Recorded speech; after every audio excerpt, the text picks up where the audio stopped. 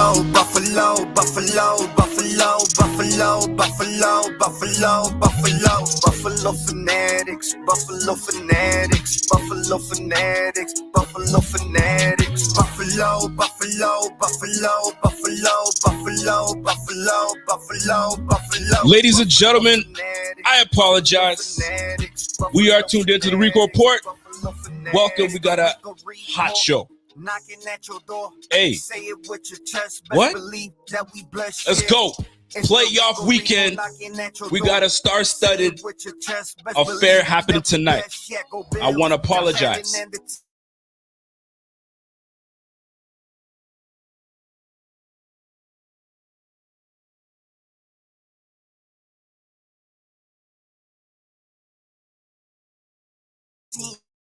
Bring some people on and let's get this party. Hey, listen, my man Z-Bot in the building. Ayo, what is up, brother? What is happening? We are here. We are tuned in. Z-Bot is live. He's ready to drop some beat. Now, you're not the only one that's joining us. We got my man Akeem Richards. Yes, sir. Yes, sir. Hey, Rich, Akeem Richards. Let's go. He's ready, man. Yo, let me hype it up a little bit. Hey, we got none other. You see him all the time asking the most impressive questions. My man, Mook. What up, baby? What's up, big dog? What's up? What's up? What's up? It's game day, man. I'm ready. It is game time. It is game time. It is game day. And listen, we can't just finish off with just a four-man panel. We got to bring in former Buffalo Bill, former bruiser back Buffalo Bill. I remember when he ran over that poor safety from the Raiders. He let him have it. Ladies and gentlemen, let me bring in my man, Antowain Smith. What it do? What it do? What's happening? Yes, sir. So thank you guys for joining us. This is going to be a fun show. I appreciate y'all. Welcome, man. Welcome. This is going to be fun, man. Fellas, let's get right into it, man. Big game this weekend. Now, Mook, I got to ask you, man.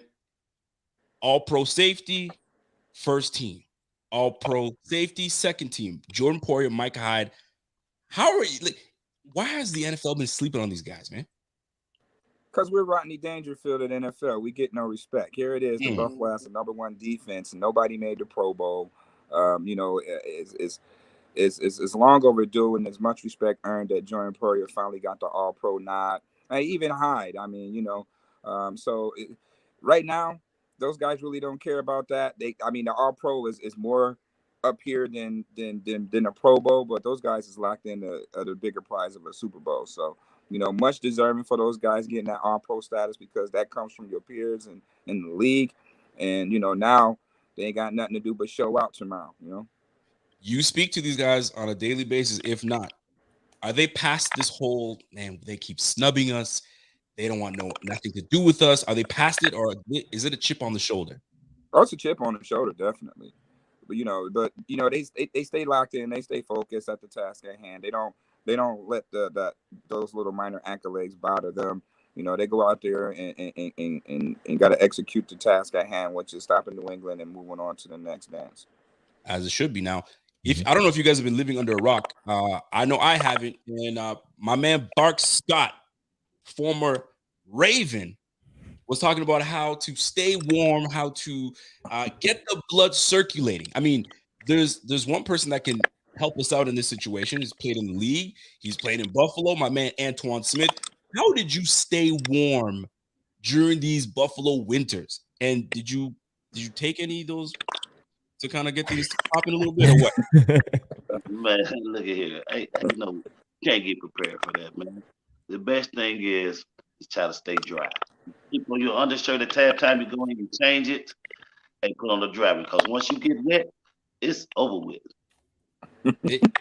I don't doubt it. Now, does Bart Scott have something when he says, "Listen, man, it gets the blood circulating"? Did you hear of anybody else at that time doing that, or is that just out of my Fowler wasn't even out back then. I don't know how he can even say you get players from Viagra right now. Who in the black market stuff? I was actually thinking the same thing. I'm like, was Viagra out there at that time? But maybe it wasn't there for that. Who knows? But I had to ask, man. Antowain, you played in the game, man. So, I mean, because we have you here, I mean, I got to ask this question too. So this upcoming game, is whether that much of a factor. You know what I'm saying? You've played in it. Is it mind over matter, or is it like, yo, that's second nature, man? I'm trying to hold on to the rock. I'm trying to. Hell no, weather matters. Ah, Cold as it is, man, you do not want to get hit. You do not want to tackle nobody because when it's that cold, feel like your whole body just vibrates, feel like a piece of glass breaking, just shattering. You don't want to hit the turf because it's hard as hell also. But it just, you just kind of lock it out your mind. You just do things that try to stay warm. When you get over to the sideline, you finding that heat. You ain't want that heat, you get in that jacket. But you do not want to get hit because it feel like your whole body, like I said, just shatter. So in my thing, I just tried to run the ball hard as hell. And I'm gonna hit you as hard as you hit me, so I'm gonna make you feel it, so you feel just as worse. I feel that. I got a super chat coming in. My man John DeMarchi says, "Yo, this is my man for Muki Hawkins, who consistently asks the best questions at the pressers. This man is a treasure. Old man, Bills fan, beg equals behind enemy lines on Miami Beach. This guy's in Miami Beach talking about old behind enemy lines, but I get it. John DeMarchi is a valid viewer, and he always shows love. So he's saying, man, you asked the best question. Let me ask you this, Muki, you here? Mm-hmm. Are you sitting here the night before saying, all right, I'm going to ask this question. I'm just going to say this, or is it freestyle? Is it the top of the head? Or are you preparing ahead of time to ask these questions? It varies. It varies. Like, I come with some generic questions, or I just try to be a little bit more creative to ask questions that I know that the fans are wanting to know. And then, my colleagues, are not going to ask, obviously, you know what I mean? So, I just try to be genuine who I am, you know what I mean? And how I'm knowledgeable about the game. And that's what I bring to the table. And it just comes off that way. You know what I mean? I love it. So I appreciate that comment from my guy there. That's but John DeMarchi. Another question is NYAP in the 716 comes in and says, "Hey, Rich, I love this. Let's go." Showing love right now. So Antowain Smith, I have to bring this player because it's one of my favorites. As a running back, you're a big boy. You handling that rock. How great of a satisfaction is it to run someone over and just give it to them? And in this day and age, you can't even taunt anymore. You can't even look somebody's way. So when you did run these cats over, is there a little chatter on the way back to the huddle? Oh, of course you got to get out there. You walk by and say, "Hey, you're gonna be on Sports Center tonight, buddy." That's a Sports Center moment right there. You get you one truck because defense is always talking smack the whole game. So when you get a chance to get something, you gotta know about it. There's no question about it. You played some ball back in the day, Rich. So if you lay in the boom coming from, I don't know if you play safety, you play on the offensive side of the ball. What do you do? I play safety in high school, safety in college. You came down the lanes. You know what I'm saying? He's coming. Are you trying to hit up top, or back then it was like you hit him where you can? But are you trying to hit thick or fundamentals? Bring him down, wrap him up, call it a day. See, I was always a slender guy, so I handled my approach depending on the ball carrier. If it was somebody like Antowain Smith, I'm probably gonna go low. If it was a receiver, then I want to take the receiver out. I always felt anybody my size I can take on, so that was my approach, depending on the ball carrier. I kind of like that. Mm-hmm. Hey, Z-Bot, you play ball back in the day? You're damn right I did, Rico. You better believe it. What position you played? I was center, my friend. So I was all up on that ball. Now, of course, in that position, if Alan listened to Bart Scott, I wouldn't want to be in that particular position come tomorrow night, of course. As everybody's been talking about, that's been the running joke on Twitter. But my main sport growing up was lacrosse. And every time there's a game like this where it's super cold, I think back to when I played. I absolutely hated it. In my family, we have Raynaud's disease that runs through. It's where like you lose feeling in your hands. The name of the game in lacrosse, you got to hold the damn stick. Getting hit with that stick in the cold was brutal. And when Antoine was talking, I'm thinking, how the hell am I relating to this? He was playing in the NFL. I'm playing lacrosse for my high school. But talking about shattering a piece of glass is exactly what it felt like. So it always, like listening to Antoine talk about that blows my mind because I remember what it was like playing lax in it. And to think that you got 250-pound plus guys going 15 miles an hour, full at it, 0 degrees, it never ceases to amaze me. So knowing that everything's on the line tomorrow on top of all of that, it's wild. So like to know what it feels like and to think about that times 10 is crazy. So you brought something up, and I got to bring up since we have Antoine here. Antoine, you sitting here and you see they lined up nine in the box, and you know the blitz is coming. Your assignment is to pick up big middle linebacker coming through or whoever. You're a bigger fella. So come with this contact coming your way. Your thoughts are like, man, this guy's coming with the blitz. Or are you like, hold on, I'm ready for this. Let me knock this block. Like, what's the thought process in pass protection when that blitz is coming? Man, if you see it, you want to attack them in the line. You don't want to get a good running start. You want to get them up there with all your big boys, with your guards, your tackles. You want to get them caught up in the watch. But if they get you out there in the open, they're gonna try to dog you. So you try to catch them before they get through there. Do you prefer the toss, or are you like, give it to me up the gut? That's where I want it. A gap, B gap. That's where I want. What's your preference? Come on, man. You know my story. I'm giving you up to more than 3-4 yards in the cloud of dust. Okay, so cloud of dust. You're looking at two running backs on this team: Devin Singletary, Zach Moss.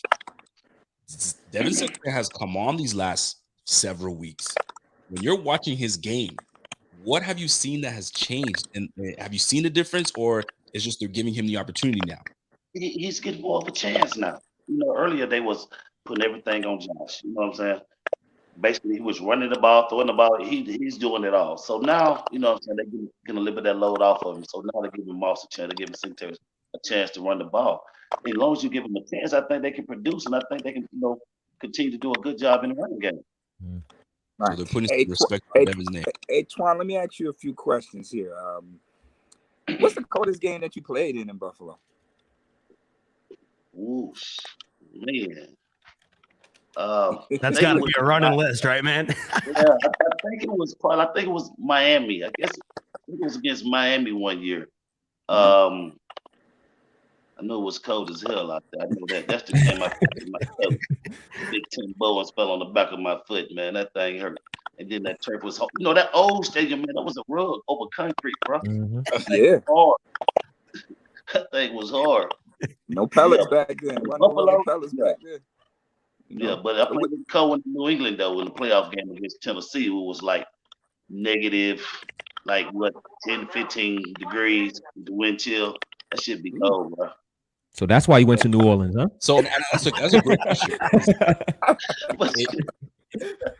Let me shoot you one more time, man. So just let me know, what did you learn from guys like Thurman Thomas and Derrick Holmes? You know what, man? Thurman was the ultimate pro. I remember when Thurman going to the coaching staff my rookie year was like, hey, man, y'all won't hurt my feelings if y'all start Antowain. And that meant a lot to me coming from him. He just taught me how to be a pro. He taught me how to brush up on my pass protections. If you can't pass protect in this league, you're not going to be around very long. Can't get the quarterback. So, and Derrick Holmes, that was the little homie. So, the homie is what we called him. He taught me a lot as well. We had a great relationship off the field as well as on the field. And, we used to talk about everything. They taught me how to really just prepare for a game, film study, and what to look for on certain things. Last but not least, man, what's it like being coached by Bill Belichick? It is what you see, man. Honestly, Bill, he's an asshole. He's an asshole. But that was when we wasn't winning. But when we started winning, he started loosening up. You can get a smile out of him. You can get him a crack a smile every once in a while. But other than that, it's about football. If it ain't about, it was never about no family. It's just about football. But one of the smartest coaches I have ever been around. Fair enough. Nice. Hey, Rico, you mind if I ask? Go ahead. What's going on, Antoine? We spoke about Devin Singletary a little bit, right? And we know we have he's been getting a lot of opportunities lately, but the Buffalo Bills has been playing this running back committee. Now, you played in the NFL 9 years. You was a workhorse back, and you played in the committee. Does your mentality change based on your role, or you just had the same approach each and every time? Didn't matter if you was a workhorse back or if you was in a running back committee. you have to approach it pretty much the same, because at any game, it could be your game. Once you get into that rhythm and your coaching staff, so you get into a rhythm, they're gonna continue to feed you the ball. And that's one thing about a running back. Like I said, everybody basically got to get in the rhythm. And plus, I have did it by committee. But I knew on certain games that we went into, that they were going to depend on me a little bit more. And so you just strap it up, get your mind right, and go out there and just try to do the best you can do. Nice. Yeah, we got a quick question for you. Back in your generation of football, wasn't many guys like Lamar Jackson, Josh Allen, Kyler Murray. It was relying on you guys in the running back room to run the ball. You sit back and you watch a guy like Josh Allen and what he's able to bring to a football team, both through the arm and the legs.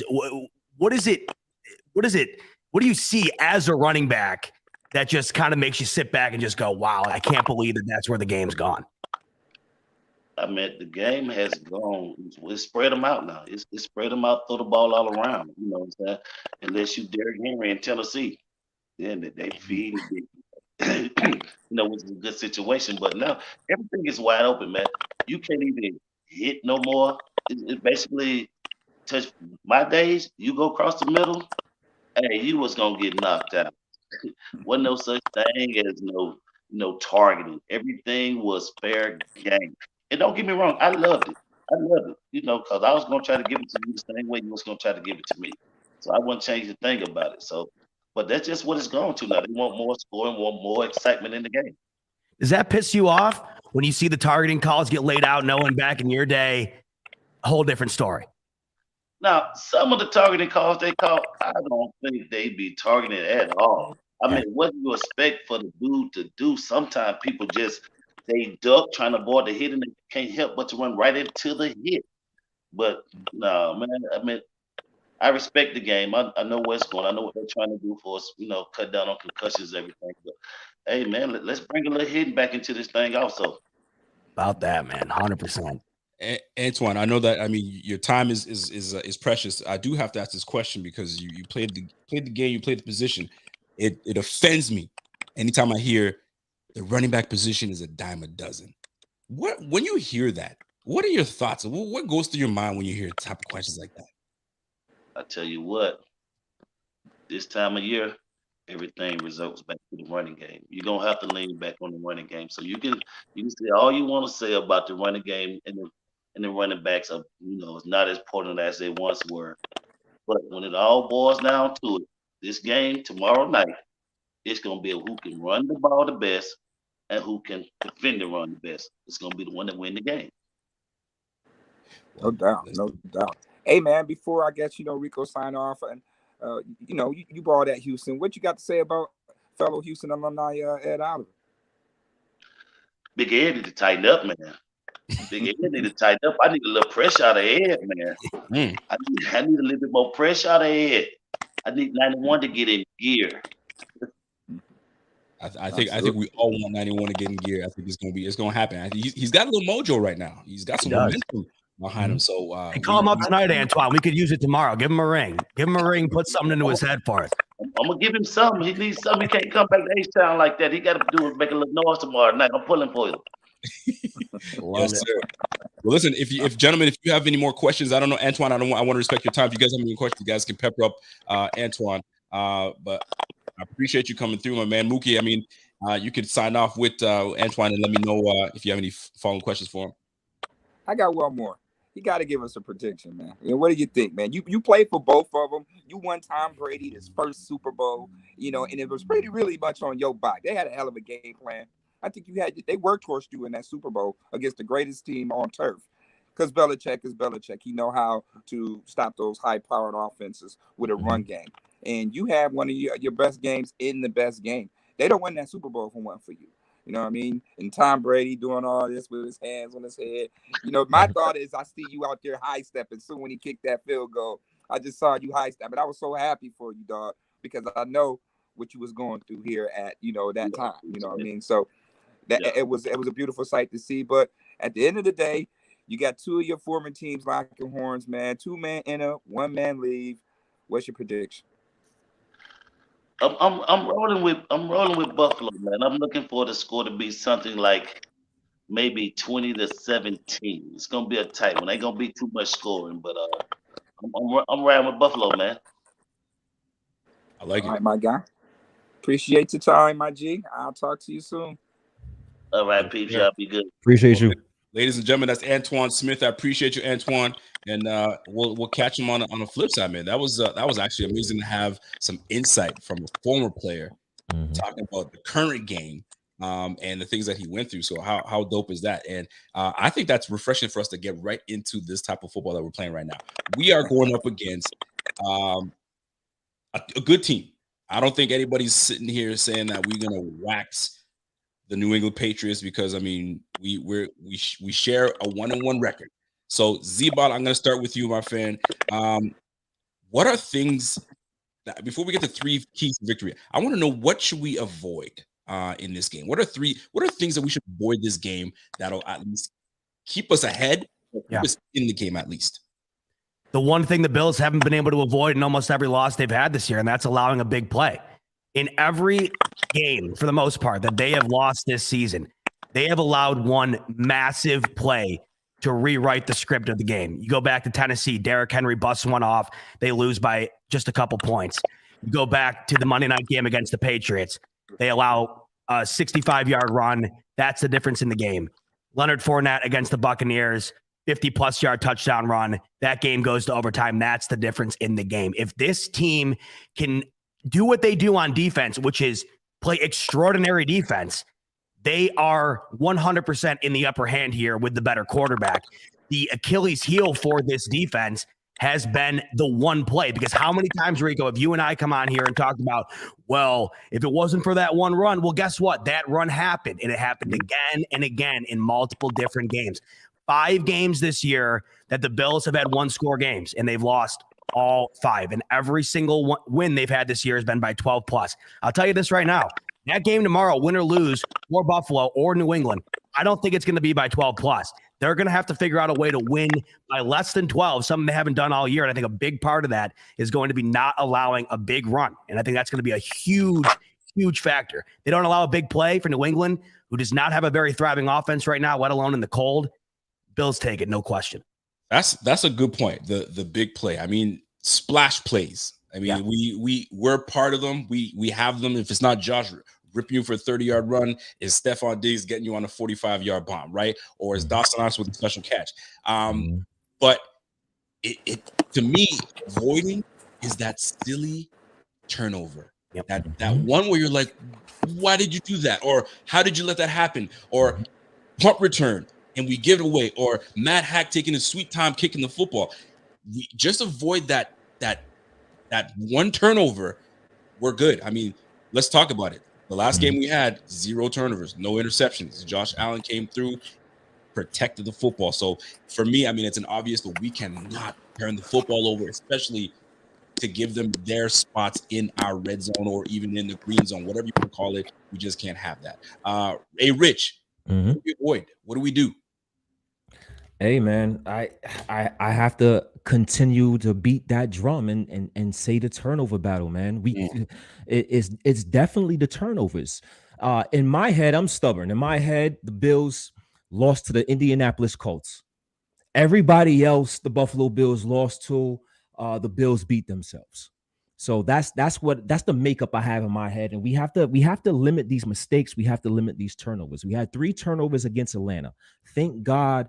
Atlanta isn't a good team, and Kyle Pitts had a hamstring injury in that first half, right? 4 turnovers against the Colts. We seen what happened against the Colts with 4 turnovers, along with Jonathan Taylor running the ball all over us. 3 turnovers against the Jacksonville Jaguars. And we saw what happened with that. That was probably our worst loss in quite a while. So the Buffalo Bills have to avoid beating themselves, making that big mistake, and turning over the football. Can we be real? You talked about 3 turnovers. We had 3 turnovers against Atlanta. We had turnovers against Jacksonville. You know where those turnovers came from. 1-7. Yeah. 1-7 has to take care of that football. As much as He's our guy, and we ride or die with him, which is facts. We don't go anywhere without him. He has to take care of the football. But Josh is Josh. So Muki, you see this every day. Josh is Josh. Josh is going to do what Josh does, and sometimes it gets us in trouble. How does Josh maintain being Josh, but not giving that football away? Well, Josh is Josh because Dable is Dable. And, you know, Dable puts Josh in position for him to make those bad decisions. You know, it's not a regression thing on Josh. Teams like tomorrow, New England is not going to let Josh Allen try to roll to the right. They're going to have Kyle Van Noy spying him, making sure he stays contained within the pocket and don't scramble out to the right, because everybody know how dangerous it is when he scrambles over to his right. When you look at some of the interceptions, they're bad at balls. You know, it's not like Josh is really throwing it directly to the defense. You know, they're kind of bad at balls. But on the flip side of that, it's bad play design to the point where Josh don't have nowhere to go with the ball. Like you look at some plays like on 3rd and 4, and they got 4 wide receivers out there. They're all doing curls with 7 DBs out there. Nobody's going to be open, you know, with that. So now Josh is forced to scramble to try to make a play and force some things. So, you know, it's more or less Dable being Dable. And, you know, that makes Josh resorts back to, you know, some of the things that everybody saw his rookie year. But it's kind of like a mirage because it's really Dable that's forcing Josh to make those bad decisions with bad play design and lack of creativity. Okay, fair enough. And here's where gentlemen, you can jump in when you want to, but we're going to keep it as funky as possible. Yes, play design does play a factor, but at the end of the day, the last person that make that call is number 17. If he doesn't like what coach calls, check out of that. We're going to do this instead, because based on what I see here, why are we seeing enough of that from Josh to say, I don't like this play, let's move on? Is he prepared for that yet, or has his game not ascended to that level just yet? And this goes for everybody. Well, he better be prepared for it, Rico. We're talking 250 million plus here now. And this is what I get here every time. When we're talking about Josh Allen right now, that question you just asked can no longer even be a question. He's the 2nd highest paid quarterback in the NFL. Now, to Muki's point, and I think it's fair, there are batted balls at times, and the play design to me at times this year has drove me absolutely insane. But we were talking about the Atlanta Falcons game. 2 crucial interceptions thrown by Josh Allen that were completely on him and him alone. The tipped interception down near the red zone. He said it perfectly. He said, you know, those plays go one way or the other a lot of the time. You win some of those, you lose some of them. You throw it into a crowded area in the red zone, in the end zone. You know, it is what it is. But right before half, nobody in sight, he throws a pick. They were up 14-0 in that game going away, and they wound up going down at the half. Then to come out of the half, you think they're going to get things back rolling. He throws another pick that drive. That was another brutal pick. So I think it's a combination of both what you and Muki said. One, yes, it comes down to Brian Dable and how he's going to coach tomorrow's game. In the Monday night game, in similar weather conditions to tomorrow, and me and Muki and Rich were talking about this before you hopped on, it was a very poorly coached and executed game in that Monday night game. That has to change tomorrow. And then from Josh's standpoint, that simply cannot happen. If you're gonna turn the ball over in a similar fashion to what A. Rich said, when you're talking about an Atlanta Falcons team where you can turn the ball three times, you can turn it over 3 times and still win the game by 14 points, you can get away with it. That's not going to happen against Bill Belichick. So I think it's a healthy combination of both. If Josh can avoid making the mistake, and if Dable can execute the game plan, we were talking about it off air again. Another point: this game it's theirs. It's literally theirs. The only way they lose tomorrow is if they find a way to beat themselves.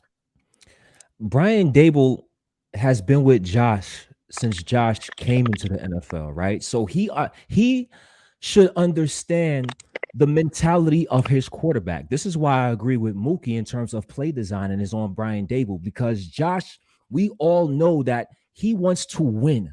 He wants to win every snap. He wants to win every play. He wants to make a play every play. And sometimes because of that play design, it puts Josh in harm's way. So I think Muki has a valid point at being on Dable because he's the one that has to recognize what type of quarterback he has and has to understand that, listen, this guy we have in Josh Allen, he's gonna do everything he has to do to make a play, even when the play's not there. So what can I do as a play caller to maximize the success of my quarterback? See, I love that. I get that. And I'm going to go right back on Z-Bot. 258. Y'all know that number, right?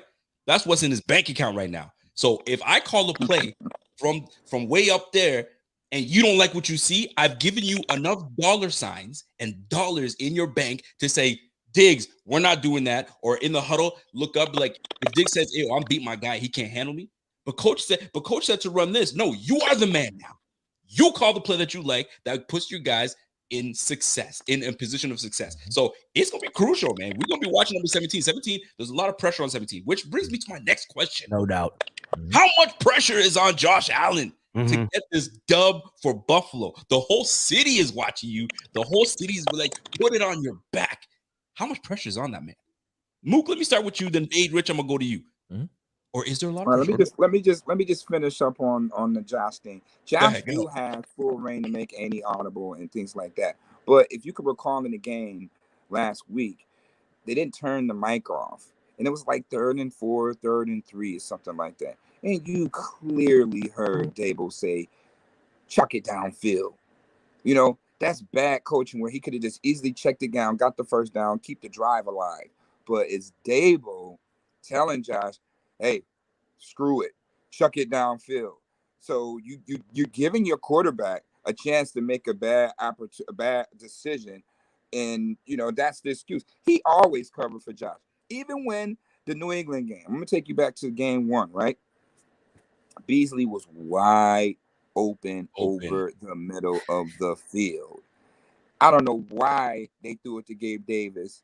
And Dable was like, yeah, 41 dropped off. He did not drop off. He was beat that bad.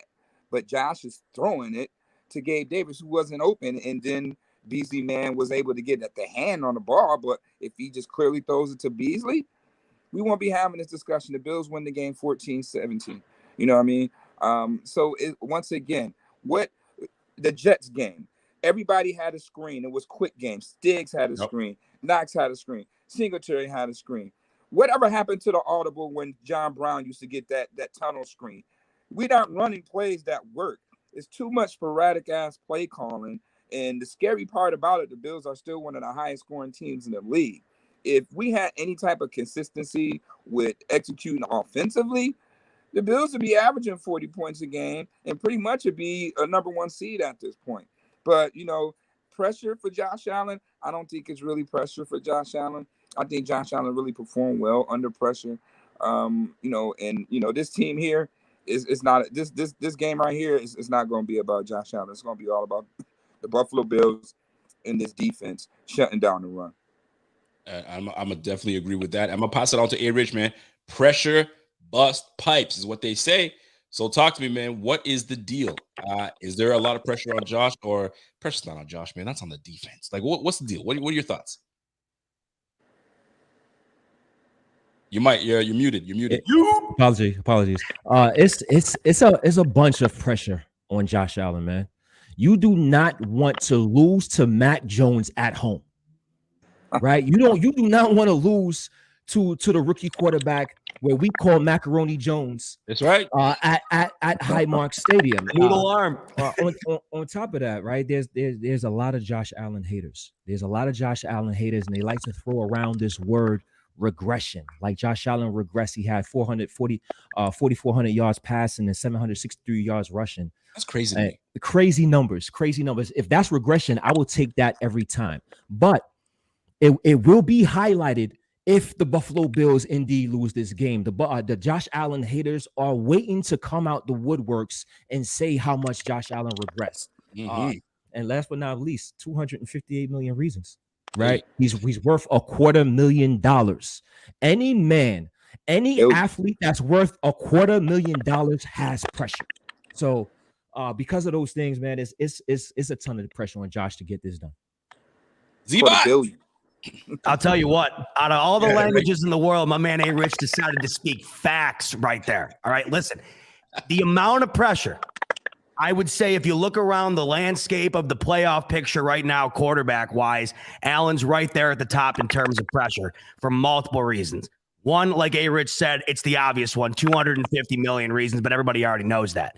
Two, yes, it is Mac Jones. And I'm sorry, but this is what the NFL has become. It's not Bills versus Patriots. It's whose QB do you have versus the other QB. That's what the narrative always is. And the first people to jump on that narrative will be the Josh Allen haters, like A-Rich said, if they wind up going down. You lost to Mac Jones. Well, maybe it was a variety of other factors, but it will always come down to Allen versus Mac Jones. That's the unfortunate reality. The other thing here is we have to remember the window in which the Bills have to get this done is not as open as people think for the longest period of time here. We are in a very, you know how these things go. When you have a team like the Bills have right now, you have a very short time period to maximize on it. And if you're going to wind up blowing that to the team that ran our city for 20 years, and now they're in a position where they no longer are the dominant force they were. If you're going to wind up dropping to them then, if you do it then when are you ever going to get over the hump? And getting over the hump isn't winning the AFC East. Getting over the hump is right here. The prove it game is tomorrow. Everything that's happened in the past, the back-to-back AFC championships, you and I talked about it with Master at work. Who the hell cares if they won the AFC East this year, if they go out and lay an egg tomorrow? Absolutely nobody. Tomorrow, the script can be rewritten. The AFC East is the Bills. They are the king of the hill if they win tomorrow. And if they lose tomorrow, in an instance where the Patriots are no longer the Patriots and they go into Buffalo, the first home playoff game in front of fans since the late 90s, Rico, I was crapping my diapers the last time these guys played in front of fans. If you're going to lose that game to your arch rival in that position, I'm sorry, but that is a massive, massive letdown. And for all those reasons, and I'm sure a million more, there is an insane amount of pressure on Allen. But to Muki's point, Josh Allen is the guy who would thrive in this environment, and I believe that truly. And I think the pressure, he's been under pressure his whole life, down and out, doubted the whole entire time that he has been playing football, all the way to him making $250 million. If the pressure bothered him then, he wouldn't be worth $250 million, Rico. I'm not necessarily worried about it getting to him, but the question was, does he have pressure on him? You're damn right he does. And just like that, we're going to move on to the next topic, baby. Let's go. So here's the deal. We talked about what to avoid. We talked about turnovers and a plethora of other things, right? So I'm going to go off the cuff here a little bit. What's an unpopular opinion that you guys are harboring? You've mentioned it. You've thought it. You thought about saying it, but you didn't want to say it. But now you have the platform to say it. What's an unpopular opinion that you feel you share that people are not talking about enough and you want to give them something to talk about? And A-Rich, off the cuff, I'm going to go to you, my man. Talk to me. Unpopular opinion. You might get hated, by the way. You might get booed out of the show. You got to stand it and say it with your chest. Of course, man. Of course. Unpopular opinion. Yes, sir. Tremaine Edmunds. Is he worth? Is he worth? We're going to find out. I think he got second team All Pro honors, correct? I don't know. Did he get second? I know Micah got the second team. I don't know if Tremaine. I don't know that either. Okay. Well, Tremaine Edmunds, man. We have to look.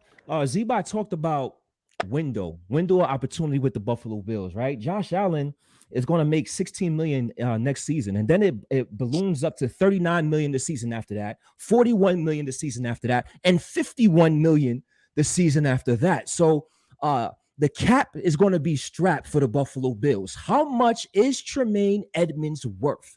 I'm not sure if he's worth Darius Leonard money. I'm not sure if he's worth Fred Warner money. So if he's going to command that type of money, I have questions on if the Buffalo Bills should re-sign a Tremaine Edmunds based on the cap situation. So that is my unpopular opinion. Hold on, before I need to let that breathe a little bit, because that with letting it breathe, I have to play this. I have to.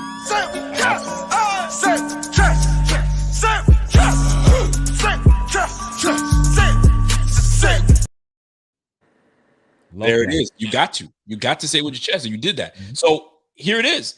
Muki, you can speak on it if you like, but he has been getting he's been getting criticized. Now, as of late, he's been showing up, but week after week after week, we always hear, here he goes again, out over pursuing and letting the lanes open up, and there goes a running back for 60 yards, blah blah blah blah. Is he being unfairly scrutinized? And this goes to you as well, my man Z-Bot. Unfairly scrutinized, because that's a fair point that my man A-Rich made, because there's a lot of conversation about him. Do you give him that big tap money? He's worth it. I have to agree in some. I'm like with A-Rich. But what's going to happen with that is they're going to franchise tag him probably 2 years in a row, and then some money's going to free up. And by that time, he's going to get his back. Let's just keep in mind, Tremaine Edmunds is only 23 years old. 3? Yeah, 23. Right, yes, he's still a baby out there, just a big baby. I had to ask him because we all know New England is strictly 21 personnel. And when, you're in 21 personnel, then you got 3 true linebackers out there. But I had to ask him, I was like, well, Tremaine, when New England is in 21 personnel, do you feel sometimes that you can go to Sam and AJ Klein can play the mic just to, reset the play recognition for New England's, offensive line? And, he was like, well, basically, I just do what the coaches ask and, I do that. But I really feel that he should go to Sam. AJ Klein should be middle. And then, obviously you got Milano as your true will. Tremaine Edmunds is a Sam linebacker. He's an outside linebacker. For those reasons alone, he's always over pursuing, and that's where the cutback lanes come in, where Damian Harris was able to scamper for 65 yards because they're over pursuing. Now, if he's on the strong side of that play and the sweep come, he's going to react quick enough to take on the block and force the play inside the cut lane to where a guy of a more traditional Mike, AJ Klein, would be there. So, once again, it boils down to coaching, man. Let's just call it what it is. This coaching has been a little dismal, but they've been getting away with it. They're the number 1 defense in the league, so how could you complain? You know what I mean? If it ain't broke, don't fix it. But, the Bills have been really doing things that they normally don't do. Their scheme relies basically on a 4-man front to get it. They haven't been getting it. You can see they move Ed Oliver at defensive end. So they're trying to be a little bit more creative to, make plays out there. And guess what? They're making plays. But I just hope that they don't feel that just because they got 9 sacks last week against the shitty-ass Jets, excuse my language, that they're going to do the same thing versus New England. They got to be aggressive. They got to send some blitz. They got to send some heat. We can't respect New England in this regard. We got to be aggressive, match up. I mean, the defense is playing like you wouldn't even think that Tre'Davious White is out. So they got to just stay aggressive. Make sure that Espinoza. I don't want to see Mario Anderson out there. Really? I don't want to see him out there. Let Rousseau, let Espinoza. Let Harrison Phillips, who's been balling as of late, and Ed Oliver, go out there and play some ball. They got a nice rotation. F.A. Abada, it's always swirling reports on Shaq Lawson coming back. Hopefully he'll be back next week. But we'll get into that. We'll get into that. Yeah, we'll get into that. But they just gotta they gotta lay it all on the line. Because it ain't no tomorrow. Ain't gonna be if they don't get the job done, then it's gonna be a lot of I wish I could have, should have, could have, would have. Maybe I could have put him at Sam and all of that stuff. You get to thinking, and you had every opportunity to get it right tonight. You know what I mean? So, I just want the Bills to be aggressive. Aggressive is key to this game right here. I love that. My man A-Rich brought up Tremaine Edmunds because that's a hot topic all the time, no matter what. I do want to add something though. Tremaine's going into he's in his 4th year now, I believe. His 4th year. How many times are we gonna say he's just a baby? He's just a baby. Boy, he's 4 years in the game, right? You've now surpassed the average lifespan of an NFL player.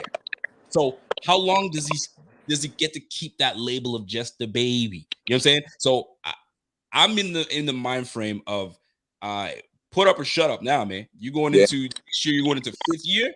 You need to show me something. Now, I know some people are late bloomers, but how much patience do we have? I mean, and unfortunately for him, his age buys him time. Right? His age buys him time. But man, when you're looking at the product on the field, if he was 2 years older, we'd be saying, oh, you know what? I think we're gonna look a different direction. But his age is saving him on that one. So I'm gonna leave it at that. So Muki, I'm gonna go to you. Unpopular opinion that you share. That you may have shared with people in the past, or you haven't, or you've been saving it, but you have your opportunity to say it with your chest. Give me a second.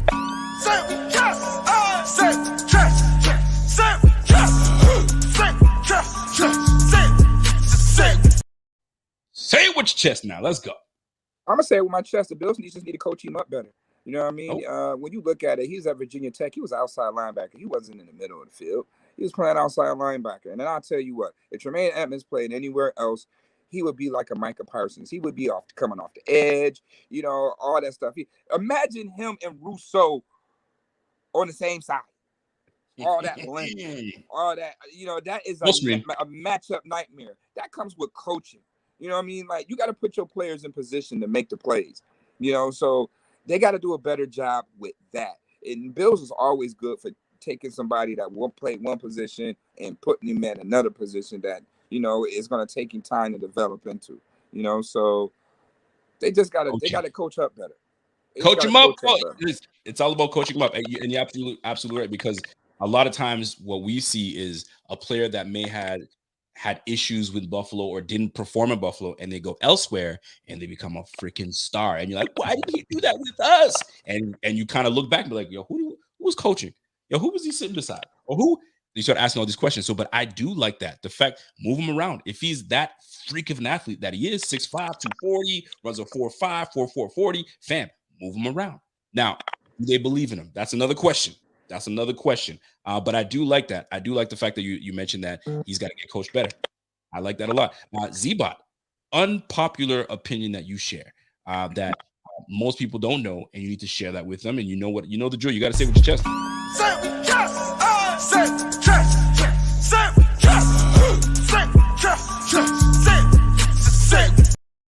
I'll tell you, let him have it. I'm waiting for Benny the Butcher to sample that and put that in his next Bills song right there. By the way, to put a bow and a ribbon back on the Tremaine Edmunds thing, one, I think they are going to pay him.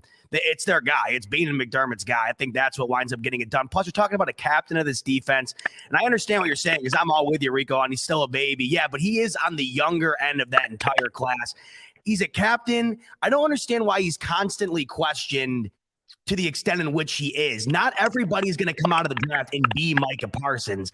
I think he has been I think he's been a key part of this defense. And the question is, if you don't sign him, then who's replacing him? And as you guys mentioned, if he goes somewhere else, he's good enough that you run the risk of him becoming a power somewhere else. So for all those reasons, I think, you know, it was a great question. There was a great point brought up by A. Rich about talking about Tremaine Edmunds, because as you can see, you can run around the table all day with him. But at the end of the day, I think he winds up sticking with the Bills. All right.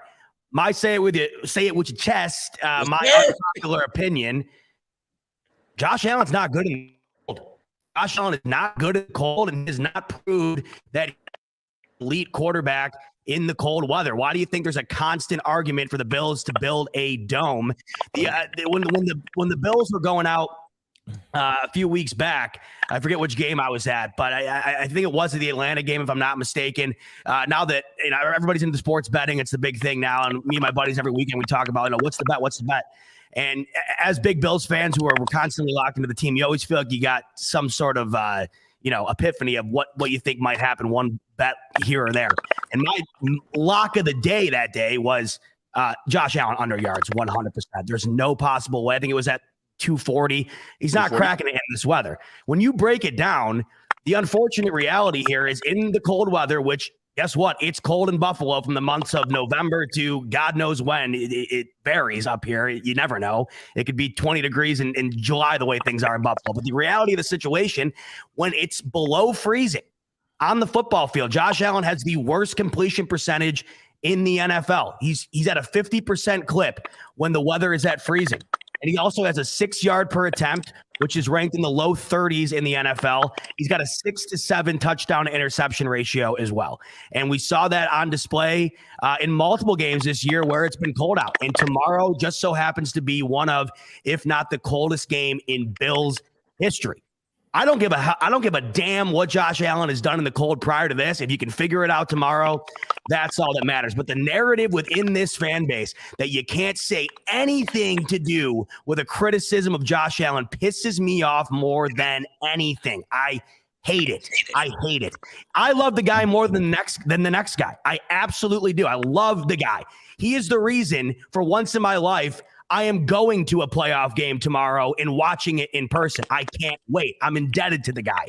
It doesn't mean that he's void of criticism. And to me, that's one thing right now that he struggles with, and he's got to figure it out tomorrow if they want to get it done. Damn. Can I get a rebuttal on that? Go ahead, man. Jump in there. What? Absolutely. How much of this have to do with the GM and the coaching staff? The Buffalo Bills been playing in cold weather for years since I've been a child, right? Josh Allen has all the physical attributes to play in the cold weather. So why doesn't the GM or the coach construct a team that's better built for the cold weather? The Bills aren't built for the cold weather. So since they're not built for the cold weather, they're relying way too much on Josh Allen to come through, and he is only human. He is only human. He is and has all the physical attributes to be successful in the cold weather. The Buffalo Bills brass, Buffalo Bills organization have to construct a team better built and better suited for the cold weather. And if that happens, Josh Allen numbers would be better, in my opinion. And they need to run him tomorrow. They did not run him against New England in the Monday night game. What the hell was that? It's one of the biggest attributes he has. He's one of the best, if not the best, in the game at the position doing it. They completely caged up that ability of his in the Monday night game. It needs to be unleashed tomorrow. That was on Dable. Dable wanted no parts of running him. That's the point. First game. Yes. Mm-hmm. Second game, different ball game. They were running Josh Allen left, right, center, and that's what neutralized him. Now, here's my take on this whole situation. We talking about Josh Allen, number 17, Mr. Say, you know what I'm saying? Mr. General himself. Now, here's the deal. He's 8-1 in 40-degree weather. I don't want to hear nothing about cold weather this and cold weather that, and we need to build this team and bring some guys that played in football. Yo, this is football. Mm-hmm. Run ball, see ball, catch ball, hit ball, you name it. It's fundamentals. At the end of the day, do your damn job. I don't want to hear. Listen, Jim Kelly and the 90s Bills, there were no complaints. 4 times straight to the AFC Championship. You hear them talking about build a dome? This is Buffalo. This is what we do. This is where we should have the advantage. I don't want to hear nothing about my quarterback not having circulation. Yo, pop that Viagra pill if you have to. Get the blood circulating all over the place. I don't want to hear nothing. Pressure's on Allen. He's got to do his job, but his receivers got to freaking catch the football, man. Gabe Davis, 14 targets, 3 receptions, and a whole whack of drops. We can't have that. We can't have guys have their worst game against this team. We just can't. There's a lot of bragging rights going forward. Now, let me jump into my unpopular opinion here. So I'm looking at the Bills' record here, folks, right? We lose to the Steelers, playoff team. We beat the Dolphins. We beat Washington. We beat Texans. We beat the playoff team Chiefs, right? Great win. We lose to the Titans, playoff team. We wax the Dolphins. We lose to the Jaguars. We had no business losing to them, right? Wax the Jets. We get smashed by the Colts, right? 41-15. Now, I'm going somewhere with this, right? I cannot have our defense give us number 1 this and number 1 that and this, that, and the third. And you come to playoffs and you bite the dust. We can't have that. And Bill Belichick is so good of doing of taking advantage of finding the weaknesses. And we know our weaknesses, right? We lack the gap integrity, we over pursue, and he neutralizes us. So our defense, and the unpopular is our defense is show up because pressure's on Allen, but I think the pressure's on the defense because we know what happened the first game. Second game, y'all came through because Allen did it, but let's just say Allen doesn't perform like he needs to. Defense is going to have to perform. And if you guys don't, all this number 1 defense this time, the third, y'all are going to get roasted as a fraudulent defense. And I hope that is not the case. But we played a lot of not good teams this year, and we waxed them. And our defense looked extremely good against terrible teams. But when we played teams that really could do something, we struggled here and there. So I hope that this defense is prepared to hold that title as the number 1 defense all the way through the playoffs, because that's what got us here. But you can't choose this day tomorrow to pull a dud. We can't have that. Defense pressure is going to be on. We can't have mistakes, no holding, no none of that crap. We got to get it going. Now, that's my unpopular opinion. People might say, what? That's the number 1 defense. But guess what? If Josh Allen doesn't come through, we're going to depend on who? The defense and special teams. Well, they better show up, because right now a lot of excuses are being made for Josh Allen because the circulation is not good. I don't want to hear that. You get paid $250 million. Let's go. Now, we're going to get to another topic. How you guys feeling, by the way? You guys feel good? Oh, we keep fantastic. Great. Ladies and gentlemen, this is the Rico Report brought to you by the Buffalo Phonetics. I'm joined by Mr. Muki Bootsy Collins himself. What up? I see you. I got my man A Rich in the bottom corner right here, and I got my man Z-Bot holding it down, and we're having a good time, man. So, folks, by the way, we got 323 people watching from the YouTube and the Facebook. So we rocking right now. So I appreciate you guys for tuning in. Now, moving on to the next topic. If you guys have any questions, you guys know what to do. Super chat your questions, and for either myself, Z-Bot, A Rich, or my man Muki. I got my man Jeff King coming in the building. Says, yo, I'm saying you don't come out of state. Derek Press. Okay, he's talking about some other stuff, so I'm gonna let that be. So here's the deal. We're gonna move on to the next topic here. All right. By the way, just for your fact check, the Bills are 4-1 in cold weather the month of December. Just so you guys know, 4-1. So I don't want to hear about we need to build that they can play in the cold. By the way, last time I checked, Josh is the winter soldier. He came out of Wyoming. Ain't no sunshine over there. I'm just saying. I just put it out there. So moving on to the next topic, gentlemen. We are going to talk to the key players on offense and defense. You always know there's going to be one guy that stands out. Z-Bot, who's your defensive player that you need to make a difference? Your impact player. You need this guy to show up so he's ready to go. On the defensive side, who do you got? Wow. I mean, to single out, it's so tough in this game because to think of one person, I usually think of a team or an area that has to affect the quarterback and his play. But in this one, I think it mostly comes down to stopping the run. When I think about this game, I always go back to the Monday night game because of the similarities in the weather. And when I look at that, I wonder what's the game plan for New England tomorrow, because there's no way that you can go out and redo what they did on that Monday night game. But we talked about it earlier, the all-pro selections in Micah Hyde and Jordan Poyer. And Mookie made a great point, and I'm glad he said it because I don't think many people have mentioned this. We have completely forgotten that Tre'Davious White is not in the backfield of this defense. And it's not because he's not a terrific corner. It is because of those two right there. And I remember when you and I spoke about the Jerry Sullivan situation, we thought the question was fair, but we didn't think it was necessarily fair that it was asked to those two because they're the backbone of this defense. Now, in my opinion, if you got two guys that you need to have an excellent day and keep the defensive unit focused, prepared, and ready to rock and roll, it's those two. And I feel like they're fired up getting that all-pro nod. They know how good they are. They were, more than pissed off that they were snubbed out of the the variety of Pro Bowl snubs that this team had. It was ridiculous. I think that those two right there, when it comes down to it, it's the backbone of the defense. Those are the two you rely on. And remember, back to the Jerry Sullivan thing, when were they asked that question? After that game. They hate New England. And you can tell. And that's what I love about this newborn rivalry that seems to be brewing between them. I mean, Diggs, this is brand new for him. Second year in, he's telling the crowd to shut the F up. I mean, this is back, baby. The rivalry is real. And I don't think there's two more guys on that field who hate New England more right now than Micah Hyde and Jordan Poyer. Those are my two guys I'm looking to have a huge day on defense tomorrow. Yes, sir. Yeah. Just to go back to that Indy game, right? Indy wanted that game bad.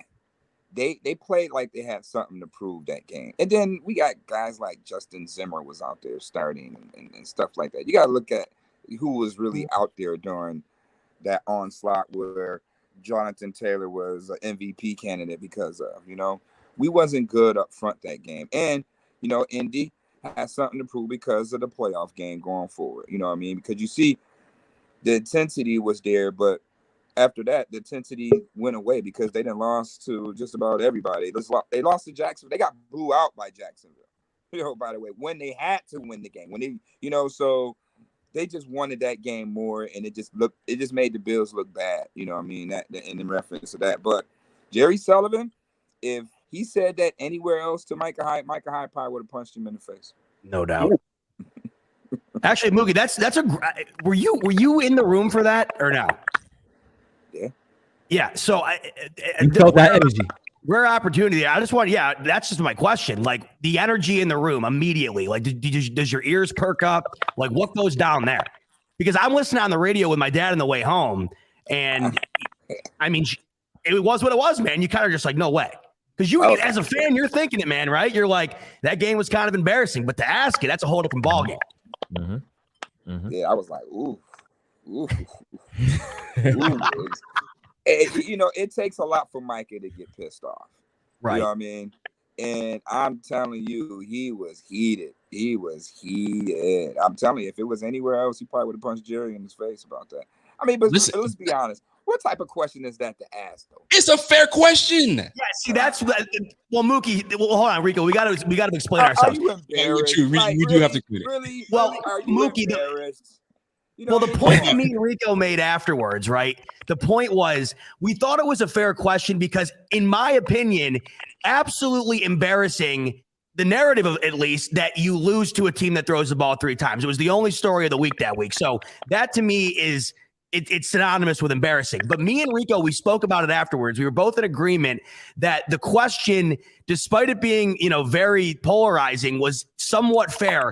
It was not fair to ask it to Jordan Poyer and Micah Hyde for the reasons I just spoke about. You're talking about 2 guys that are legitimately the heart and soul of your defense.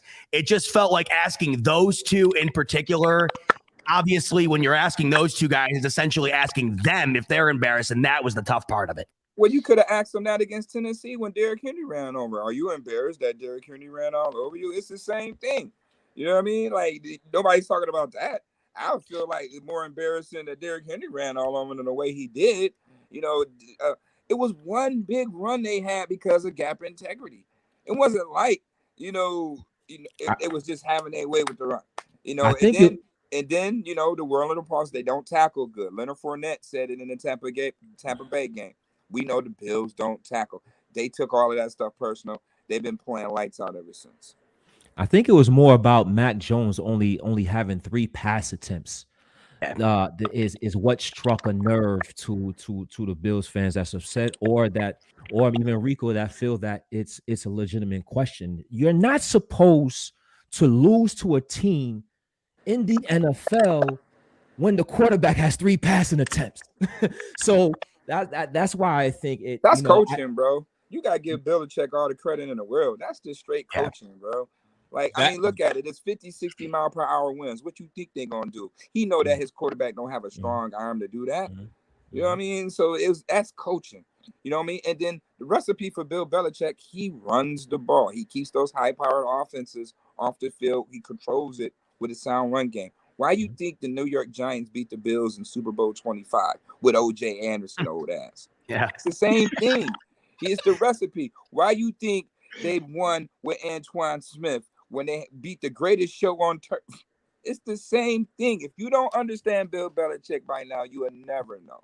I will say this, though. If you hate the question or you love the question, it was on the mind of Micah Hyde that whole damn game because it's the first thing he said walking off that field. So I don't give a shit if you love it or you hate it. It motivated them to whip some New England tail the last time, and I bet you for damn sure it'll do it again tomorrow. I'd love nothing more for the Bills D to walk off, shutting down macaroni and cheese, and Micah Hyde saying, I hope to God Jerry Sullivan asked me that question again. I'm all about it. Now here's the deal. Let's be honest, Muki. You know the drill because you're in the room with a lot of these guys, a lot of your peers. Sometimes you have to ask questions that invoke a reaction. You know what I mean? So Jerry Sullivan, maybe he didn't want to ask that question, but he knew he had to because it got the whole world talking about the Bills, and maybe it struck something because to me, that question could have easily been answered. Come on, Jerry. You know we're not embarrassed. That was just a bad game. Fini. Done. but he took it to heart. He took it personally, and then to the point he turned around and said, "Come on, Jerry, you can do better, fam. I'm doing my job.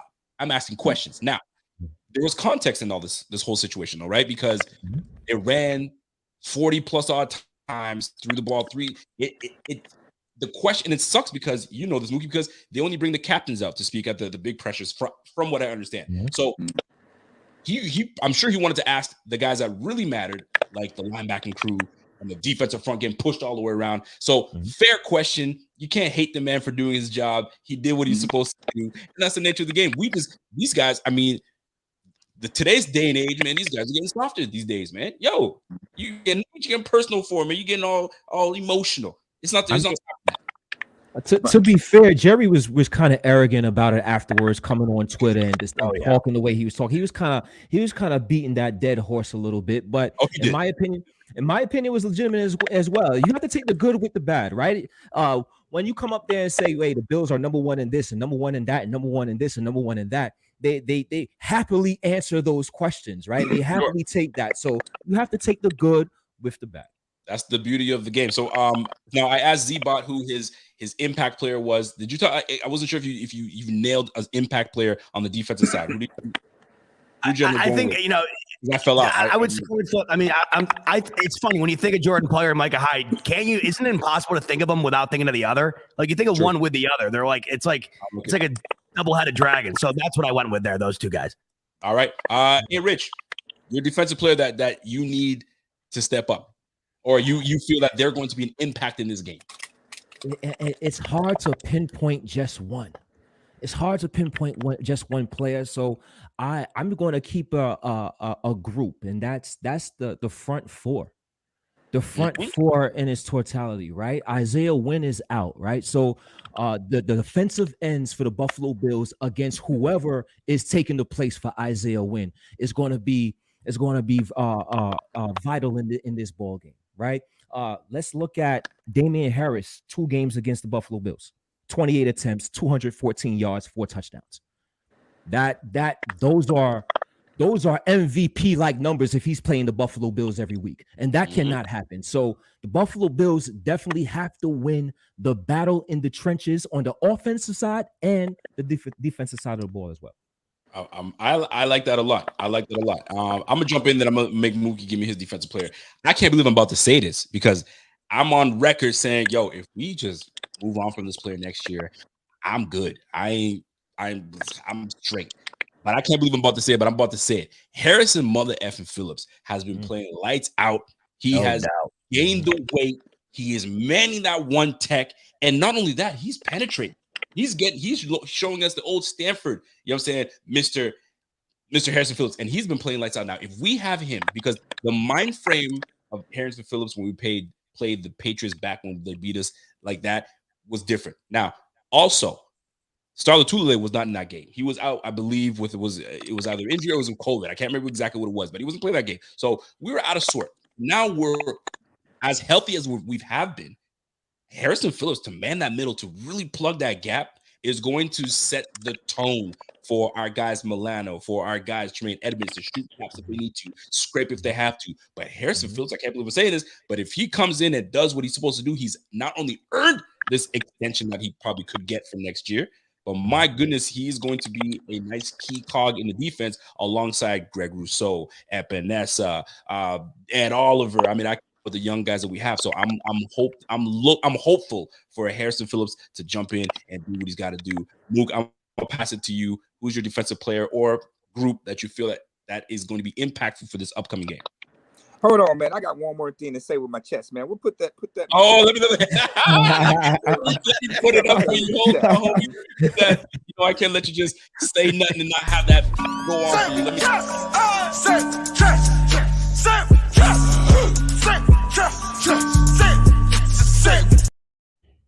Let's go. Let's just be quite honest. I really don't have nothing really bad to say about the Jerry Sullivan, but other than Jerry is Jerry. Jerry is negative as shit. That's just Jerry Sullivan, right? But at the end of the day, that was the Bills needed because midseason the Bills was playing soft as shit.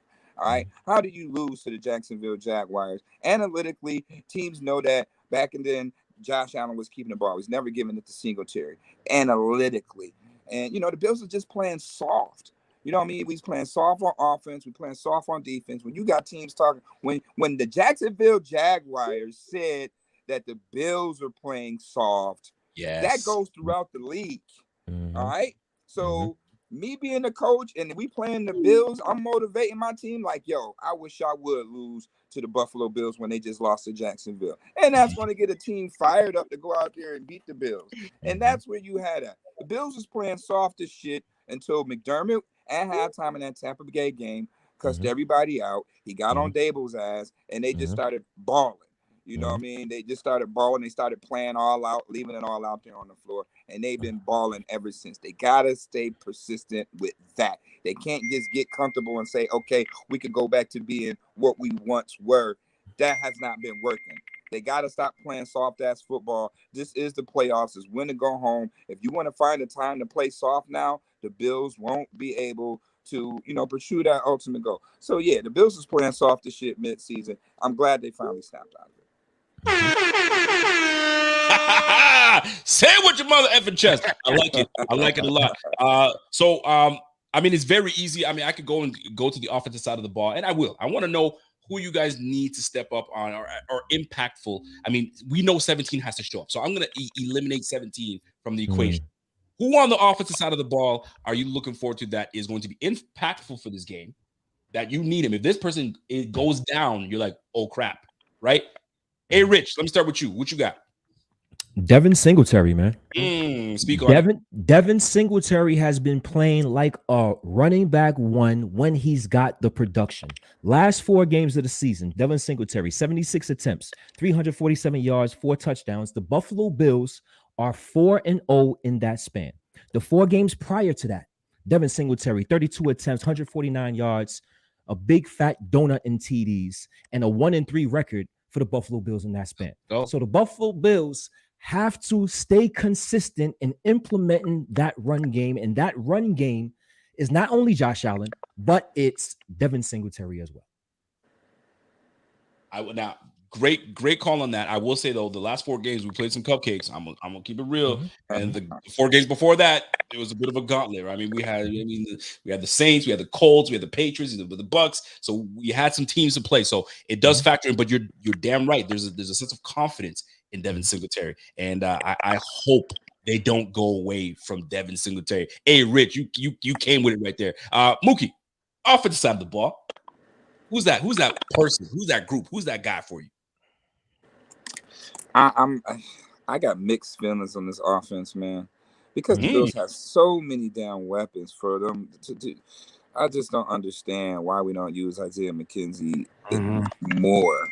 I would like to say that, but I can't trust that Dable is going to even have him in the game plan. Yes, tomorrow. Yep. So I want to say this, and this is a guy that I told everybody in the beginning of the season he's going to have a breakout year. Dawson Knox.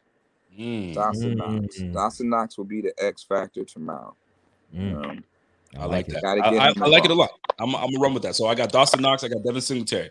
Z-Bot, hit it, baby. I'm gonna just say across the board. I mean, it's like the 2 guys below me were reading my damn mind prior to this. I mean, absolutely spot on right there. One, Mookie hit on the head.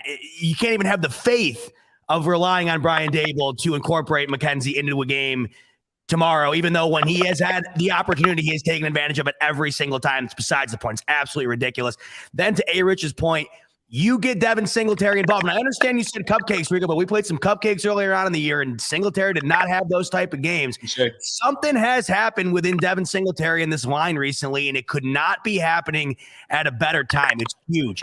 But my guy tomorrow is the guy that has been the most polarizing player on the Buffalo Bills team all season long, and a guy that I think can be crucial in a game where short yardage is going to be critical, and it's Beasley.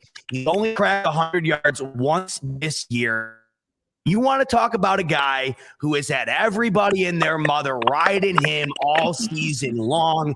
He has an opportunity in the biggest game of the year to tell everybody who gives a damn what you think. I'm going out and proving to you I'm still the man. And guess what? When you give him the opportunity, there's a reason he was all-pro last year, despite only it being Peter King who gave him the vote. He gave him the vote specifically because he felt he was the best slot receiver in the league. Tomorrow, my big thing is if we're going to get Josh Allen hyped up, confident, and able to get the ball going down the field in cold weather, it's not going to be shot plays.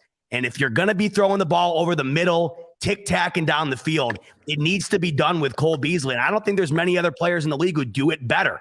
They need to incorporate him early and often tomorrow. And I think if they do, he has the potential to have a massive game. I think he could be a really, really critical element of the Bills' offense tomorrow. I like it. Okay, so we got a Cole Beasley. We got Devin Singletary. Listen, this is turning out to be Dawson Knox on top of that. This is turning out to be something that I anticipated you guys would go with. But there's one key player that some people are talking about it, but I don't think enough people are talking about it. That's Ricky. If you guys remember Ricky Bates. Uncle Rick. Hey, listen, man. If you guys, and please, if you guys don't know where that Ricky comes from, you need to go back and watch your movies. Go to Back to Boys in the Hood, where my man Ricky was started running, and he got shot. Rick Bates, Ryan Bates. Ever since he's been infused into this offense, it has changed. He's run blocking, he's pass blocking, he's giving. Here's what it does: it allows Deion Dawkins to not worry about the guard play. It allows him to focus on his left, on the edge rusher, and whoever's coming outside, and he's playing phenomenal. Rick Bates comes in. You got me calling Rick Bates. Ryan Bates comes in, and he's handling his business. Now, Mitch Morse can now help out over on Darrell Williams if it needs to, because Ryan Bates is holding his own. Now, here's what it does. It allows Devin Singletary to find his lanes. It allows Josh Allen to have trust and hold that ball a little bit longer to let his guys get into release. So Ryan mother effing Bates is such a crucial piece, because if Ryan Bates goes down, here comes who? Who are you going to put in? Feliciano. John Feliciano? Are you confident in John Feliciano? I love John Feliciano and what he is for the team, but I personally don't think he's as talented as Ryan Bates. And I don't know why we've been sitting on Ryan Bates for this long, but he's our backup center. I don't want to hear about that. You put your best five on the line and let's go. Protect that $250 million man in the backfield. Now, but all the linemen got paid. Hey, I'm just saying. The best players is going to play. I don't care how much money they give. Best player. I don't think very much. Or he had a platinum visa. I'm playing the best player. I would definitely. And here's another one. I'm going off the cuff here. You know what I'm saying? And we've mentioned this name today, and I'm gonna mention it again. Brian Daboll has to call. I'm not saying he has to call the game of his life, because we've got a few more games to go after this, but this game is crucial. We need him to pull out the best, go dig deep in that bag and put your best stuff out there and let your quarterback cook. Let Josh cook with Ryan Bates, Dawson Knox, Cole Beasley, and Devin Singletary. But I love that we have 4 different players that we feel that we need to step up, because we know 17 is going to do what he does. But I'm very, very interested in seeing how this plays out. Now, we're going to move on to the next segment here, and we're going to move on to the Patriots. The Patriots are a good team. They paid a lot of money for a lot of pieces on that defensive side of the ball. Who on that team, and Mook, I'm going to start with you, sir. Who on that team makes you have pause for concern, right? You're like, I don't know. I don't feel good about this player because he can be X. So who on this Patriots team has you kind of like, damn? Stevenson and Harris, the running backs.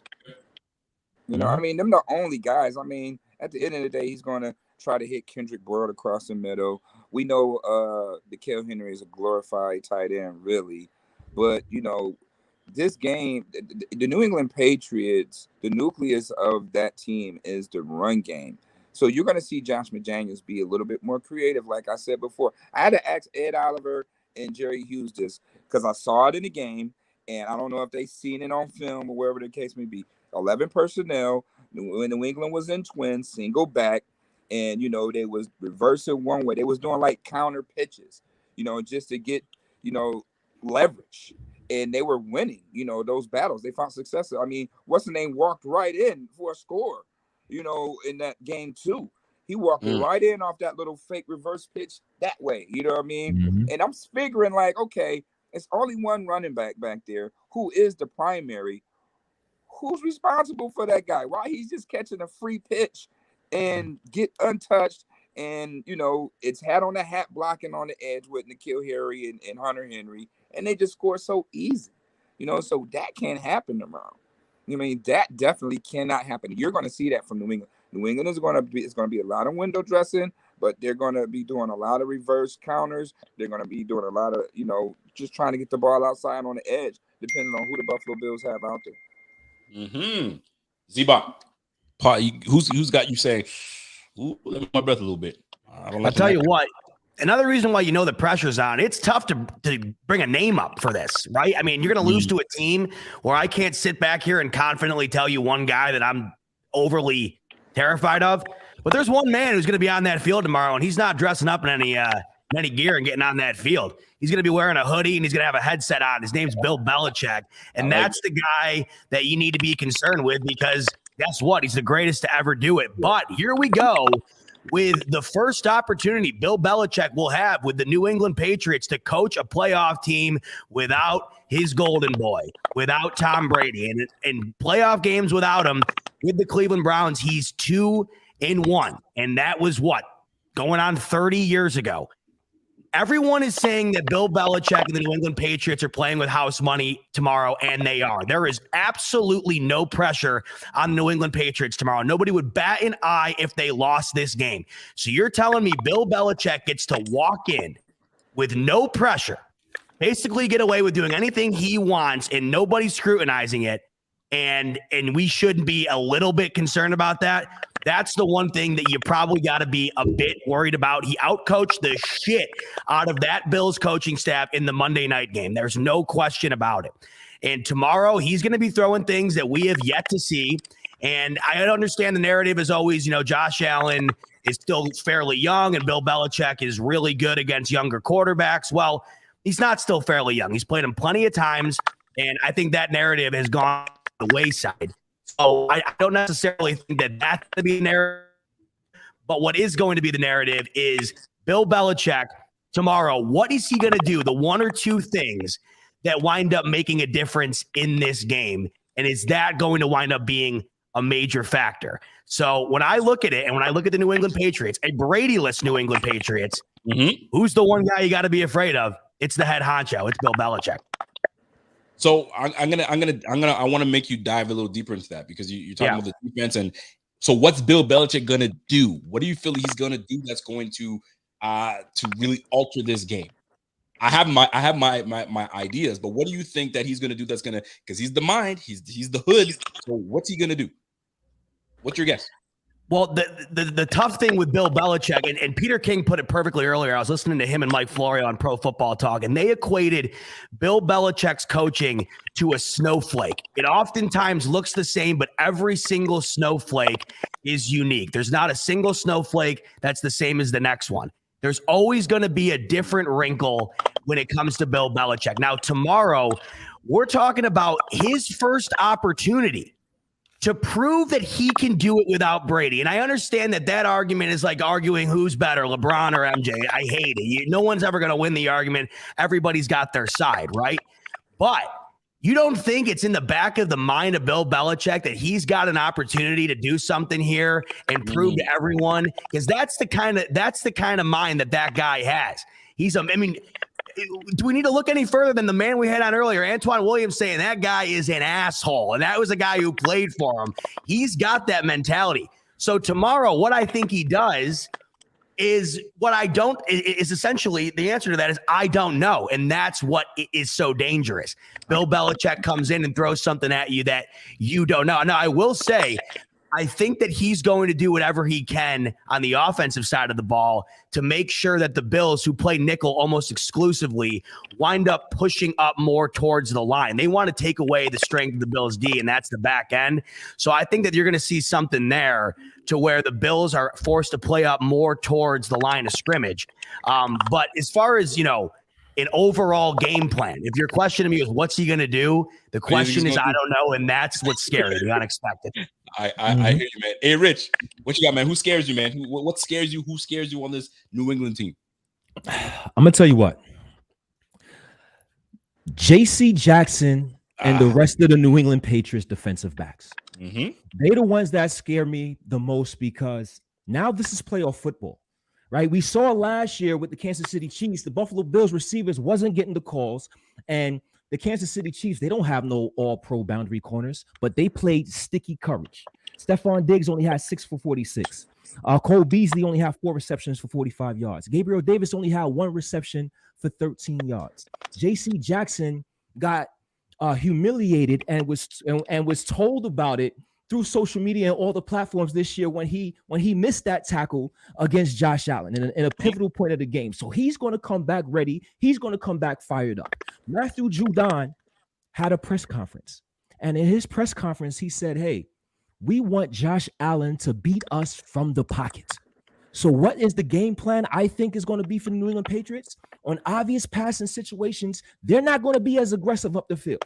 They're not gonna rush and give Josh Allen those running lanes where he can play backyard style football, and then the receivers can play backyard style football and get open that way. The wide receivers are going to have to win their one-on-one matchups against the New England Patriots defensive backs. And that is the key to the game, because Josh Allen is going to have to win from that pocket, because Bill Belichick, the greatest coach in NFL history, he has a game plan.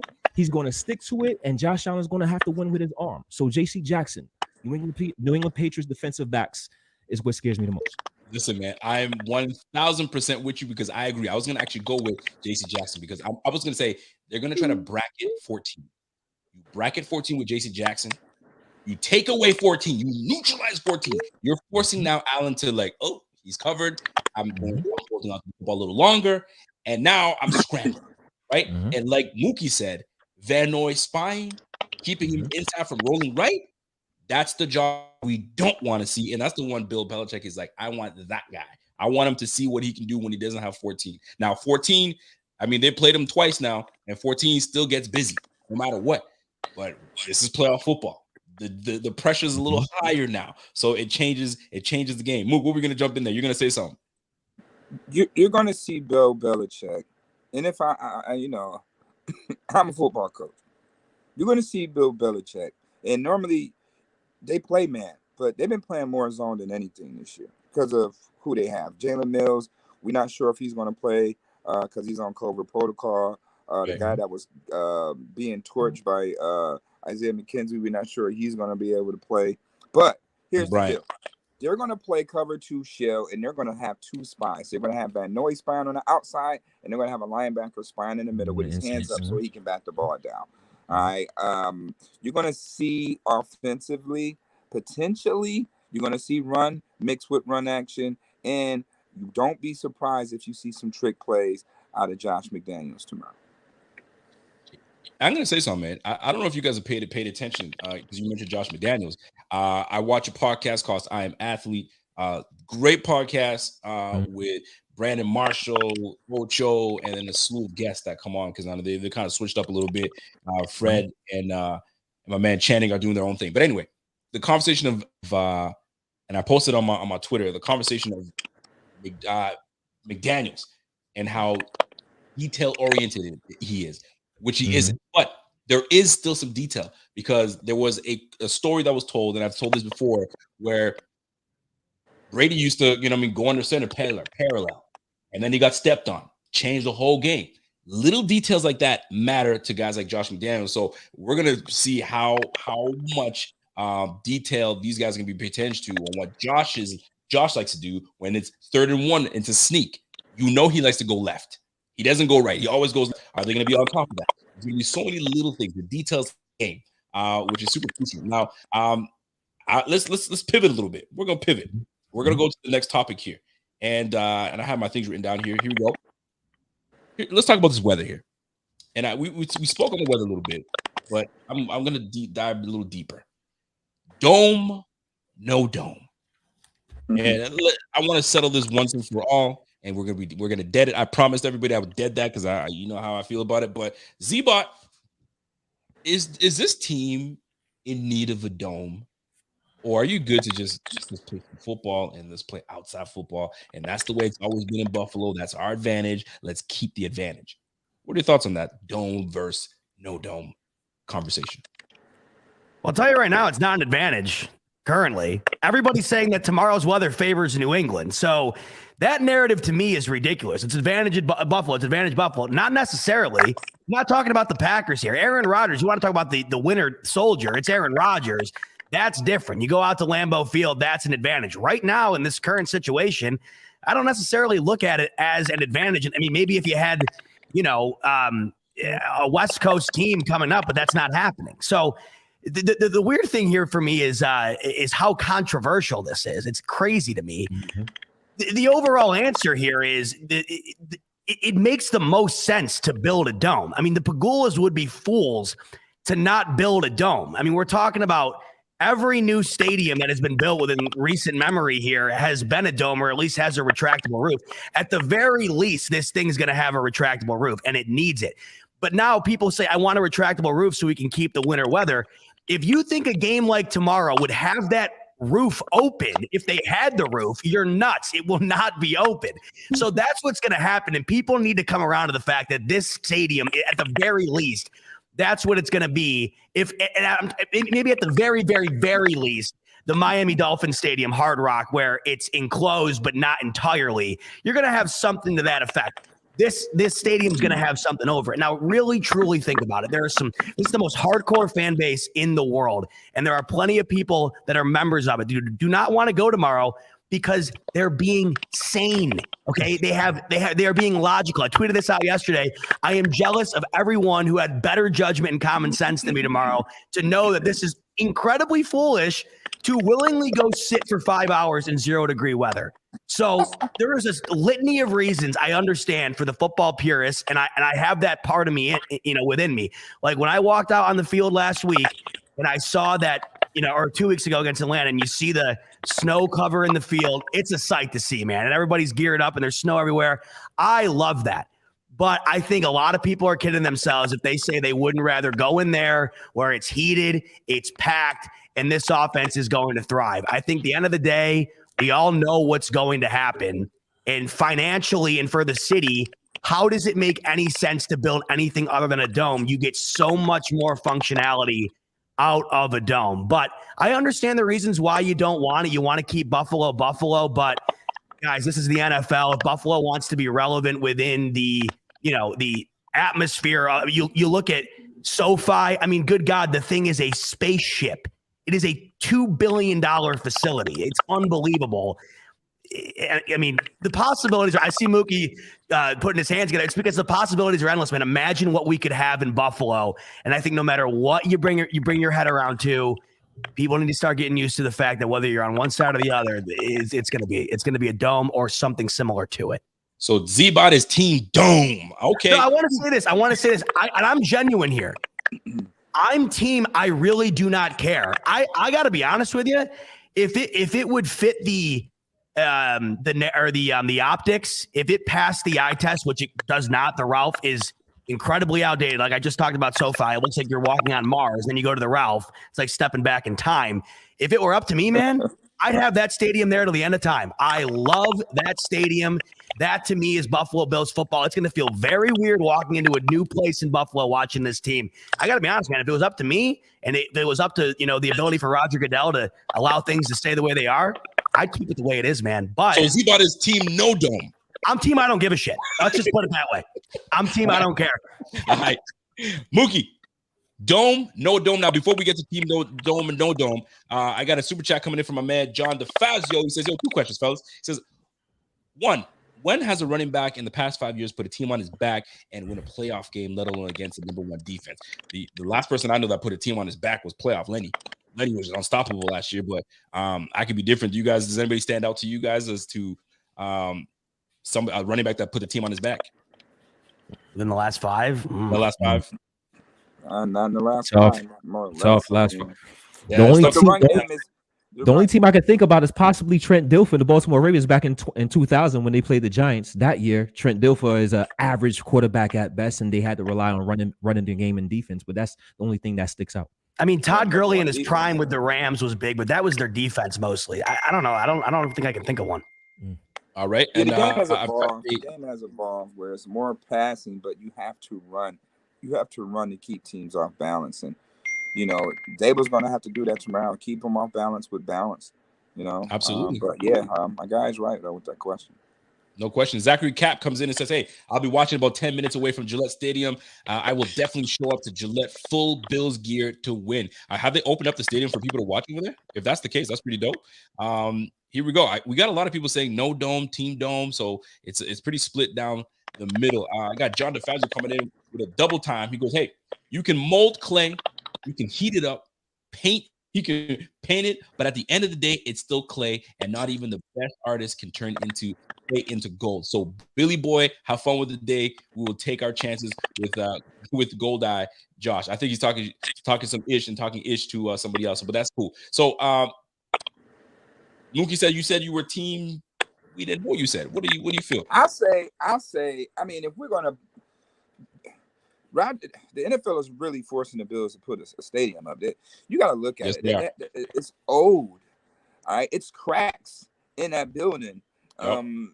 They spray painted it black in some areas so to cover it up. And, they did some minor cosmetics. But when you look at it, look at Atlanta. Atlanta has two brand new stadiums since the Buffalo Bills have had theirs. So I mean, we gotta catch up with the time. So with that being said, I'm from Buffalo. I love the elements. We got to keep that some way, somehow. So maybe we can do a retractable roof. When there's the elements out, hey, let's just open that damn thing up. But when we need to bring in concerts and big acts and stuff like that, so it can generate money, then okay, close the thing off and then you do that. But when it's football time, open that sucker up and let's play football. So I guess the powers that be are not thinking big picture, if you will, or they're thinking we don't got the money for that because apparently going dome or retractable. I mean, I think the stadium is going to cost us 1.5 billion, I believe, and they got we'll see, or they might make the city of Buffalo pay for that, but we'll see how that plays out. I mean, Rico, when you look at it, every city pays for it. You know what I mean? When you look when you look at SoFi, the city of Los Angeles is paying for that. That's not coming from the owners. They're paying. Los Angeles. It's just that the Pagulas are trying to force the city to pay for some of the things they did with the Sabres. That's the issue. Rico, I'm reading a few comments here, and all of you guys. Did I miss something? I see a few comments. I didn't know that it was pre-established. There won't be a dome. Oh yeah, there won't be a dome. It's going to be open. It's going to be open. So that's why. Well, where the hell have I been? Well, where the hell was this? Apologies to everybody out there. You rightfully called me out on that. I have no idea. Zebo, you was on your smoke break, buddy. You was on your smoke break. It's okay. I know. You want to know what then? Here's the question then. Why in the hell are we talking about it then? Why is everybody online bitching about it nonstop then? That's why I thought. They're in their feelings. They're upset. They really wanted something. They can't get it. And even if you were to build a dome, it would take another 5 years. This team's going to be completely different by then. So it's a moot point at this point. Now, moving on to apologies there. I gotta, my Twitter hour logs are already 8 hours. You figured I'd know this by now. Apparently I'm not paying good enough attention, for God's sake. Well, now I'm going through, I'm trying to navigate the chat as well and keep the conversation coming. So looking at this upcoming game and seeing all these star-studded coaches that we have McDermott, we've got Belichick on the other side, you got McDaniels. I mean, these are people know these guys, Jeff Frazier, and you see all these open position, all these coaching positions that have opened up. Dable could be on his way out. He might get his opportunity to coach his team. Some people are thrilled about this. Some people are like, no, we need him. So I need to know if Dable leaves, how do you guys? What kind of coordinator do you need to replace it? Do we go outside and search for a coordinator, or is our coordinator inside the house? Muki, I'll start with you. Do we have a coordinator ready to take over if Dable is to take on a job somewhere else? Absolutely. Ken Dorsey will be that guy, hands down. They're not going to go look outside of the box and go find nobody. They got to have somebody that still has familiarity with Josh, and who other than that but Ken Dorsey. So Dable need to hurry up to get a job. Joe Shea needs to become the general manager of the Giants and take Dable with him, and then you'll see a much better offense from the Buffalo Bills and a much better Josh Allen, I'll tell you that. I mean, it makes sense for David to go to Miami. You got Waddle, you got Tua, you guys that you're familiar with. You're in sunny Miami. Like, how do you say no to Miami? Well, you got to understand, Dable is a Western New Yorker, and he has a family as well. He's not just going to pack his family up. His daughters, they play basketball, they play AAU. New York is down the street. It's kind of close for him to be, to his family and get them acclimated at a later time. So I say that the Giants would be a better fit right now for Dable. But that's really contingent on Joe Schoen. If he gets the position, then we already know what's going down. So yes, please. What's the most, I guess, ideal destination? Now Dable leaves. New York is the best one for him. Is it? I mean, Miami might be a place. What about Chicago? Chicago with the young stud quarterback, more so similar to Josh Allen, a defense that can improve and get better. They got a run game. They did draft a stud lineman, so it could be a hot destination. Could Z-Bot, do you like Dable to Chicago? Hey, Rich, what do you guys think? Well, we were talking off air, and I'll let Rich go on after because me and him were talking about it beforehand. We think that might be a spot Frazier goes, if anywhere. But that's up for debate, I guess. But I don't think Frazier's leaving. But I think if he did, that would be the place. I don't see Dable doing it. And I like, for the Bears, I like either or, Brian Dable or Leslie Frazier. Leslie Frazier because obviously the history there, and Brian Dable because of Justin Fields. I think Brian Dable has to go somewhere where he have a similar situation where he had with Buffalo and Josh Allen, right? So I'm thinking Chicago Bears with Justin Fields. I'm thinking Jacksonville Jaguars with Trevor Lawrence, and I'm thinking the Miami Dolphins with Tua. So those are three destinations I'm thinking about with Brian Dable. How dirty did they do Coach Culley in Houston? How bad is that? You go to a team that's already a dumpster fire, no franchise quarterback. You got rid of Hopkins. You got no running. You got a running back by committee that are B-backs, C-backs, if you will. The only guy that's on that team that produced, if anything, was Brandon Cooks. Like, Culley got the raw end of the stick. How bad is it? And, hey, Rich, I'm gonna start with you. Was it good for him to take the job, or should he have just said, nah, y'all can keep that because I know what you're going to do with me the year after? Or you take it regardless? It all depends on the person. It's a person-to-person basis. David Culley has been in the NFL 3 decades. So as a guy that's been in the NFL 3 decades, he came to the Buffalo Bills, right? He left the Kansas City Chiefs and come to the Buffalo Bills because of a title change, because Andy Reid thought if he gets that title change, it will be one step closer for him to get that head coaching job, right? David Culley was a man that would have took any head coaching job because he's been waiting so damn long to get it. So long to get it. So the Houston Texans took advantage of that. They ultimately took advantage of that and said, you know what, we're going to hire this guy, even though he's in a no-win situation, even though he doesn't have a quarterback, which I think he's did a tremendous job with Davis Mills. He's done a better job with Davis Mills than the Jacksonville Jaguars organization did with the number 1 pick in Trevor Lawrence, right? So he definitely got the wrong end of the stick. He got that wrong end of the stick because the Houston Texans realized that this man is going to want this job. Don't matter who's on the team. Doesn't matter how the cap is constructed, because he just wanted that opportunity. But they did a man wrong, but I wouldn't be too upset if I walk away after a year with $22 million. I wouldn't be that upset. Now, I'm going to add to that story because there's something that came out that was on the Hustle, and was it the Hustle? Like, I was going to say Hustle and Flow, but I forgot. It was with my man Trotter and White, Steve White. They had a podcast a year ago, and they asked my man Culley about him taking the job, and he said something that was so like that changed everything for me. He says, my father's 94 years old, and I have the opportunity to tell him, Dad, before I'm saying the good Lord takes you, I am the head coach of the Houston. He's like, that meant more to me than anything. And he took the job, and then God rest his father. So he passed away soon after, but he was like, so I'm good.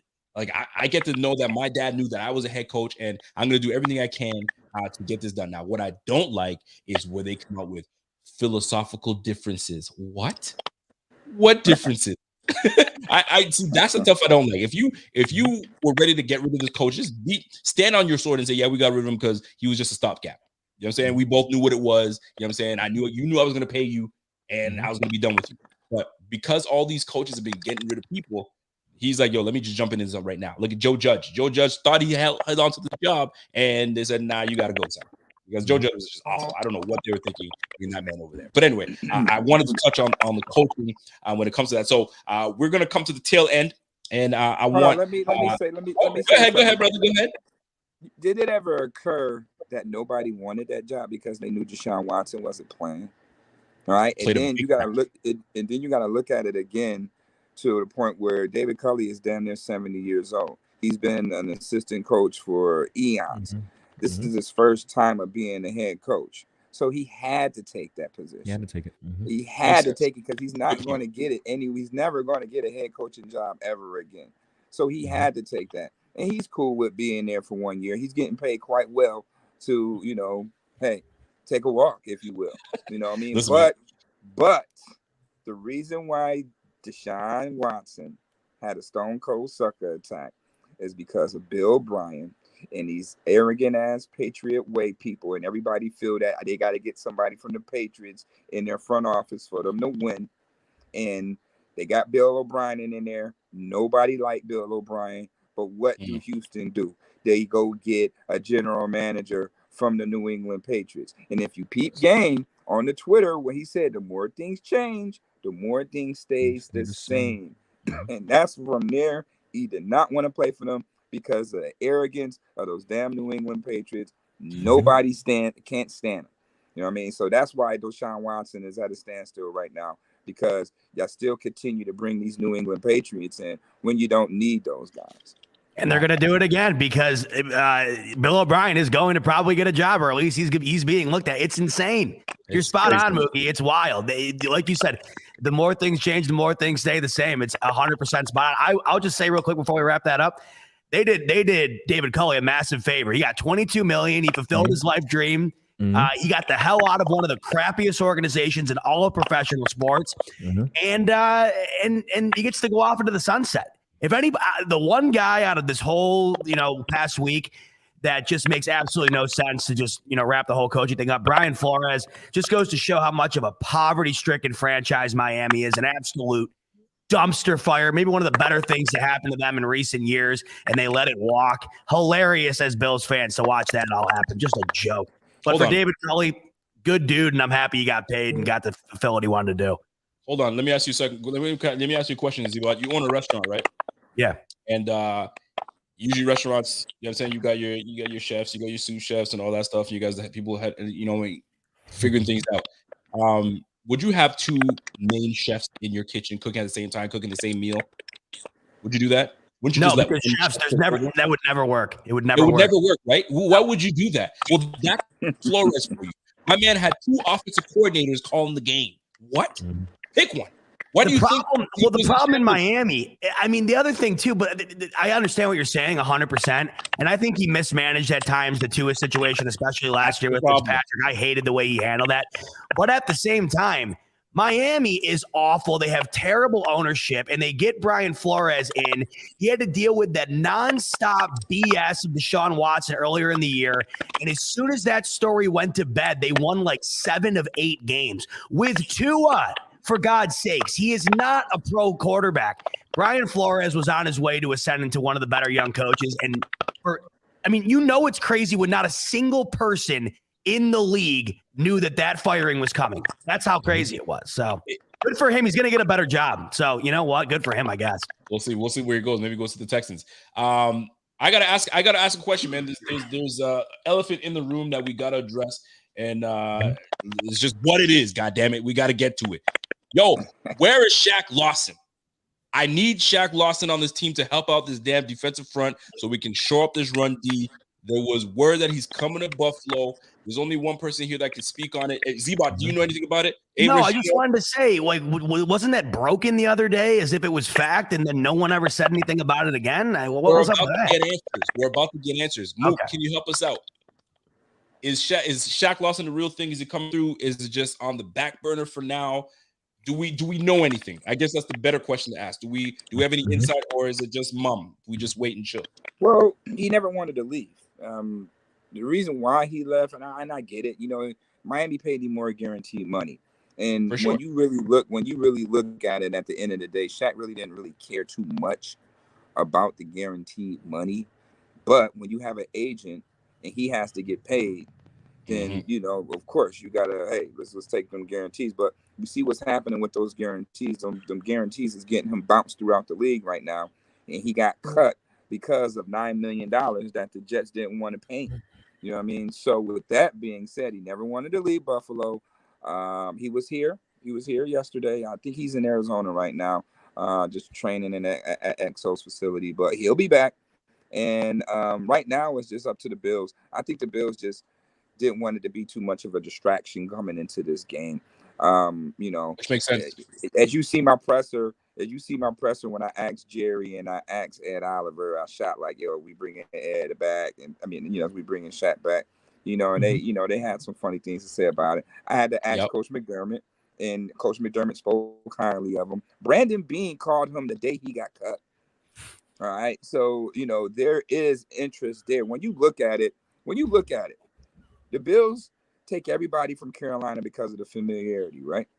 What's the difference with Shaq Lawson? Shaq Lawson had his best year as a Bill in their system. All right, we haven't had production like that since he's gone, coming off the edge. Now here it is. You got a guy that's 27. You know, he's feisty, bring energy guy. He's stout against the run, which is definitely an eyesore right now for our edge guys, our edge group. Right. So I don't see. It should all start happening next week. The Bills knock off New England. Shaq Lawson would be a Buffalo Bill. So then here's my question to Z-Bot and A Rich. Keep it a buck here. Do we need Shaq Lawson on this already full defensive roster? Full. I mean, listen. We got a lot of guys on that squad. So where does Shaq Lawson fit? Do we need him? Is it necessary? Hey, Rich, how you feel about that? I haven't gotten into a car accident in 10 years. Knock on wood. But I still carry the insurance, right? That's what Shaq Lawson is, in my opinion. He's an insurance policy. Kind of similar situation last year, even though he doesn't have that same familiarity with the team. Kenny Stills, right?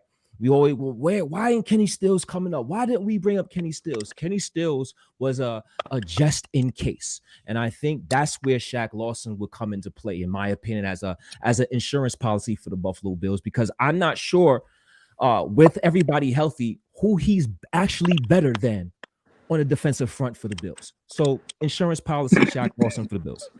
Z-Bot. Oh, well said. Top it down. I love the analogy.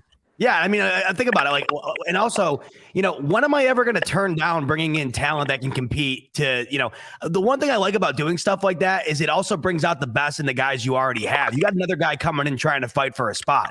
The more guys fighting for a spot, the harder you have to work to keep that spot or get that spot. And, you know, you look at look at Tampa Bay last year. Did they need half the guys they brought in? Did they need Antonio Brown after already having one of the best wide receiver cores in the league? Did they need to bring Gronk out of retirement? They probably could have done what they did last year without, you know, the amount of guys you bring in. I like stuff like this for the reasons I just said. The more guys you bring in, it's kind of like going out in the cold, like tomorrow. You can always put on, or you can always bundle up and go to the game. And whatever you got on, but you can never put more on. You can only take off. So do what you got to do in the beginning, bring it in, and then move on from there. So I don't mind it at all. Why not? See, I'm on a thing. I want my guys to play more, right? This whole 30 snaps for you, 30 snaps for you, 30. I don't want that. I want my best guys playing more snaps. And that's how you're seeing that with Devin Singletary. You're getting more out of Devin Singletary. You're seeing more snaps out of Ed Oliver. You're seeing more out of Ed Oliver. So you bring in a guy like Shaq Lawson. Now you've got to dilute the amount of snaps that you're giving to your guys and it'll refresh your legs. No, I want a guy that's got the feel for the game. Let him stay in the game and go from there. Now, does Shaq disrupt anything? No, because he knows the system. He can plug and play and get him right in there. But now you got to move somebody else off. You know what I'm saying? Jerry Hughes is pretty damn good at the run game, right? Stopping the run. Pass rush he's dissipated a little bit. But Shaq Lawson was never known to be that pass rushing guy. That's why we were like, yo, good riddance, Shaq, because you ain't getting after the core we need you to. That was the talk then. Oh, you best believe I said that. That was the talk then. 6.5. 6.5. The year he left. The year before that, nothing. No production. Great on run. After the quarterback. The man had a career year. His last year, he had 6.5 sacks. He was second on 6.5 sacks other than Jordan Phillips. Go back to the Houston game, bro. He was balling his ass off. I don't know what you talking about. Last year, let me let me say this. His ass off that. We ain't talking about him going to Miami and he not being a scheme fit everywhere. He's not. I'm not talking about that either. I'm not talking about that either. Shaq Lawson, his last year, balled his ass off. And I tell you one thing right now, if Shaq Lawson balled his ass off again like that, he would have never left. They would have signed his ass again. It's like they signed everybody else. And Brandon Beane said it in so many words. It's like when in the presser last year, he said, if I would have knew what the salary cap would have been, I would have did things differently. And that let me know it either would have been Shaq Lawson or Jordan Phillips they would have kept, because that defensive front has not been the same since.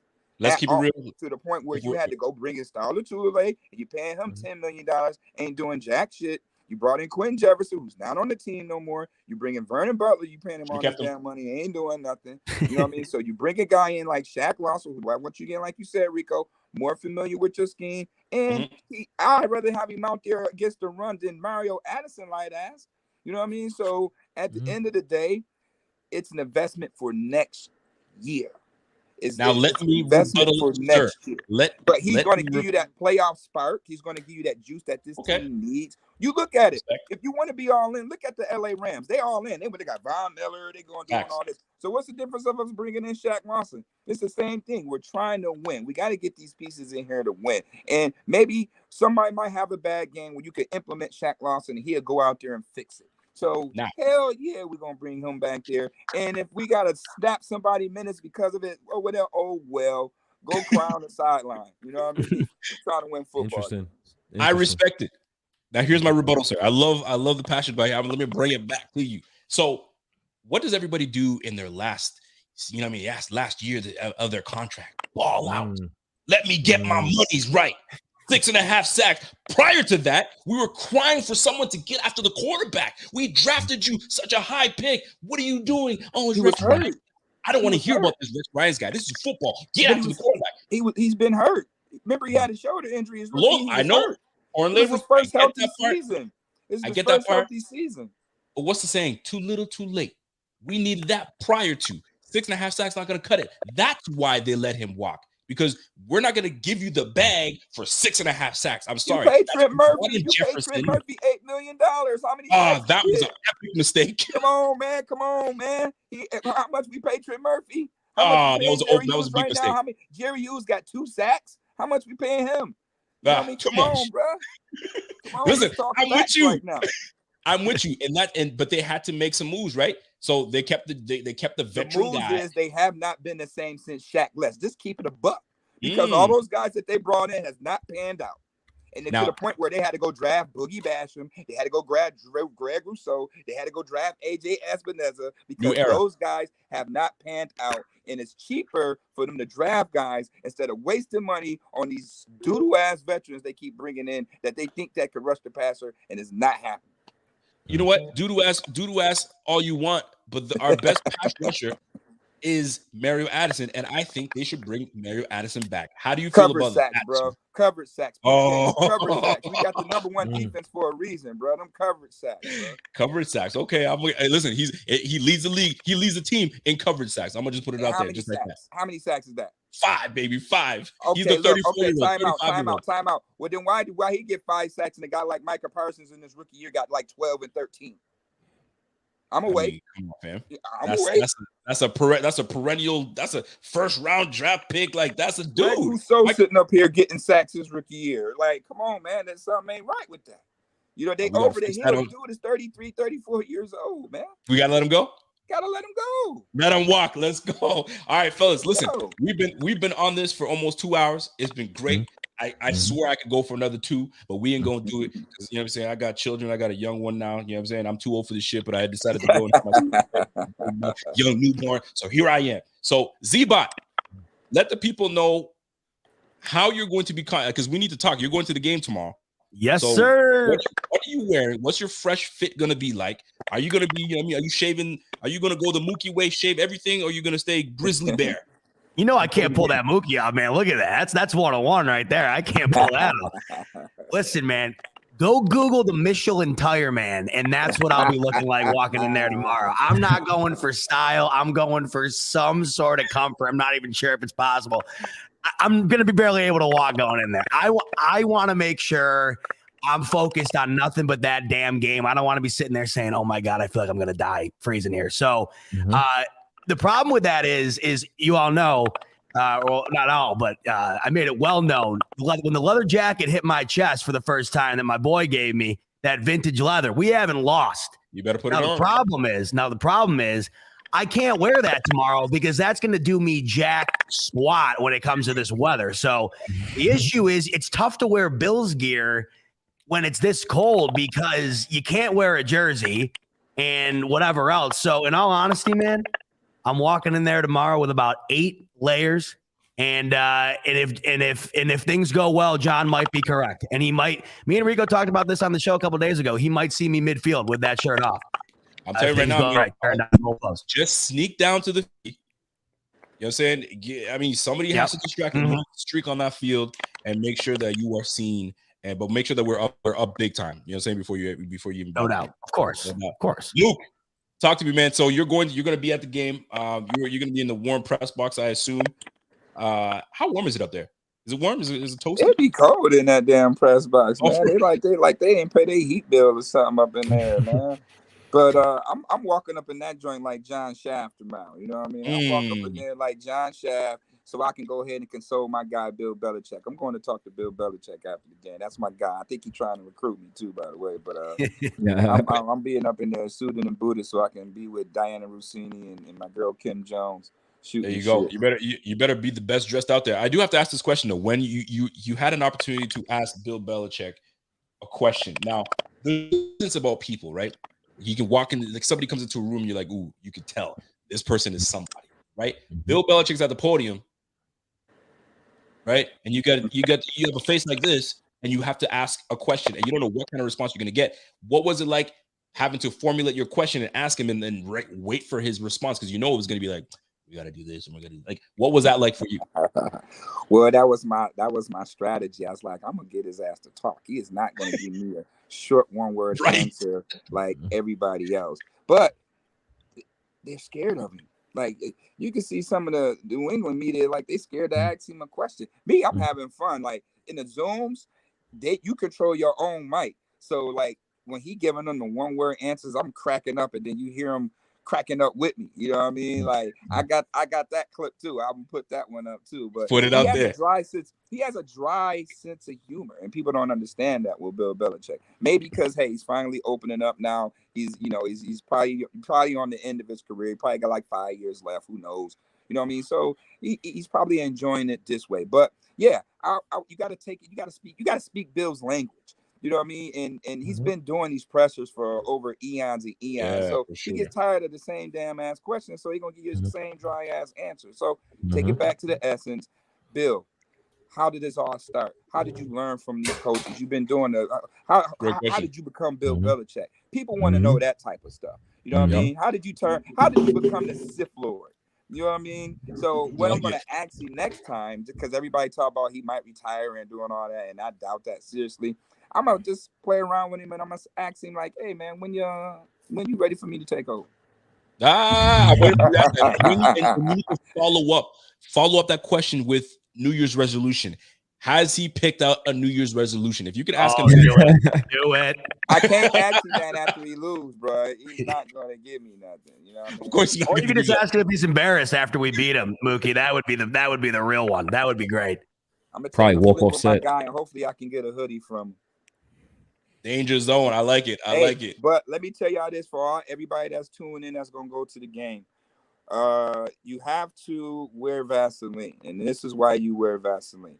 Vaseline helps prevent windburn on cheeks. Put a thin layer of Vaseline and petroleum jelly on the face will lock the moisture in and stop a good number of the negative effects of the cold weather. All right. Wearing winter accessories such as scarves, hats, earmuffs, and coats will also experience the cold weather easier.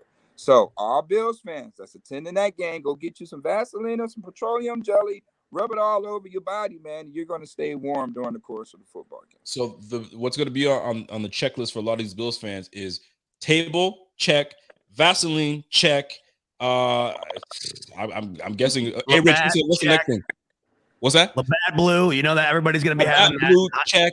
Viagra check. Viagra. Oh, yeah. Another one gives you more circulation, and then you go from there. I already hit Wegmans, man, up. I got all of it, including the Viagra. They got the pharmacy right inside. It was a one-stop shop.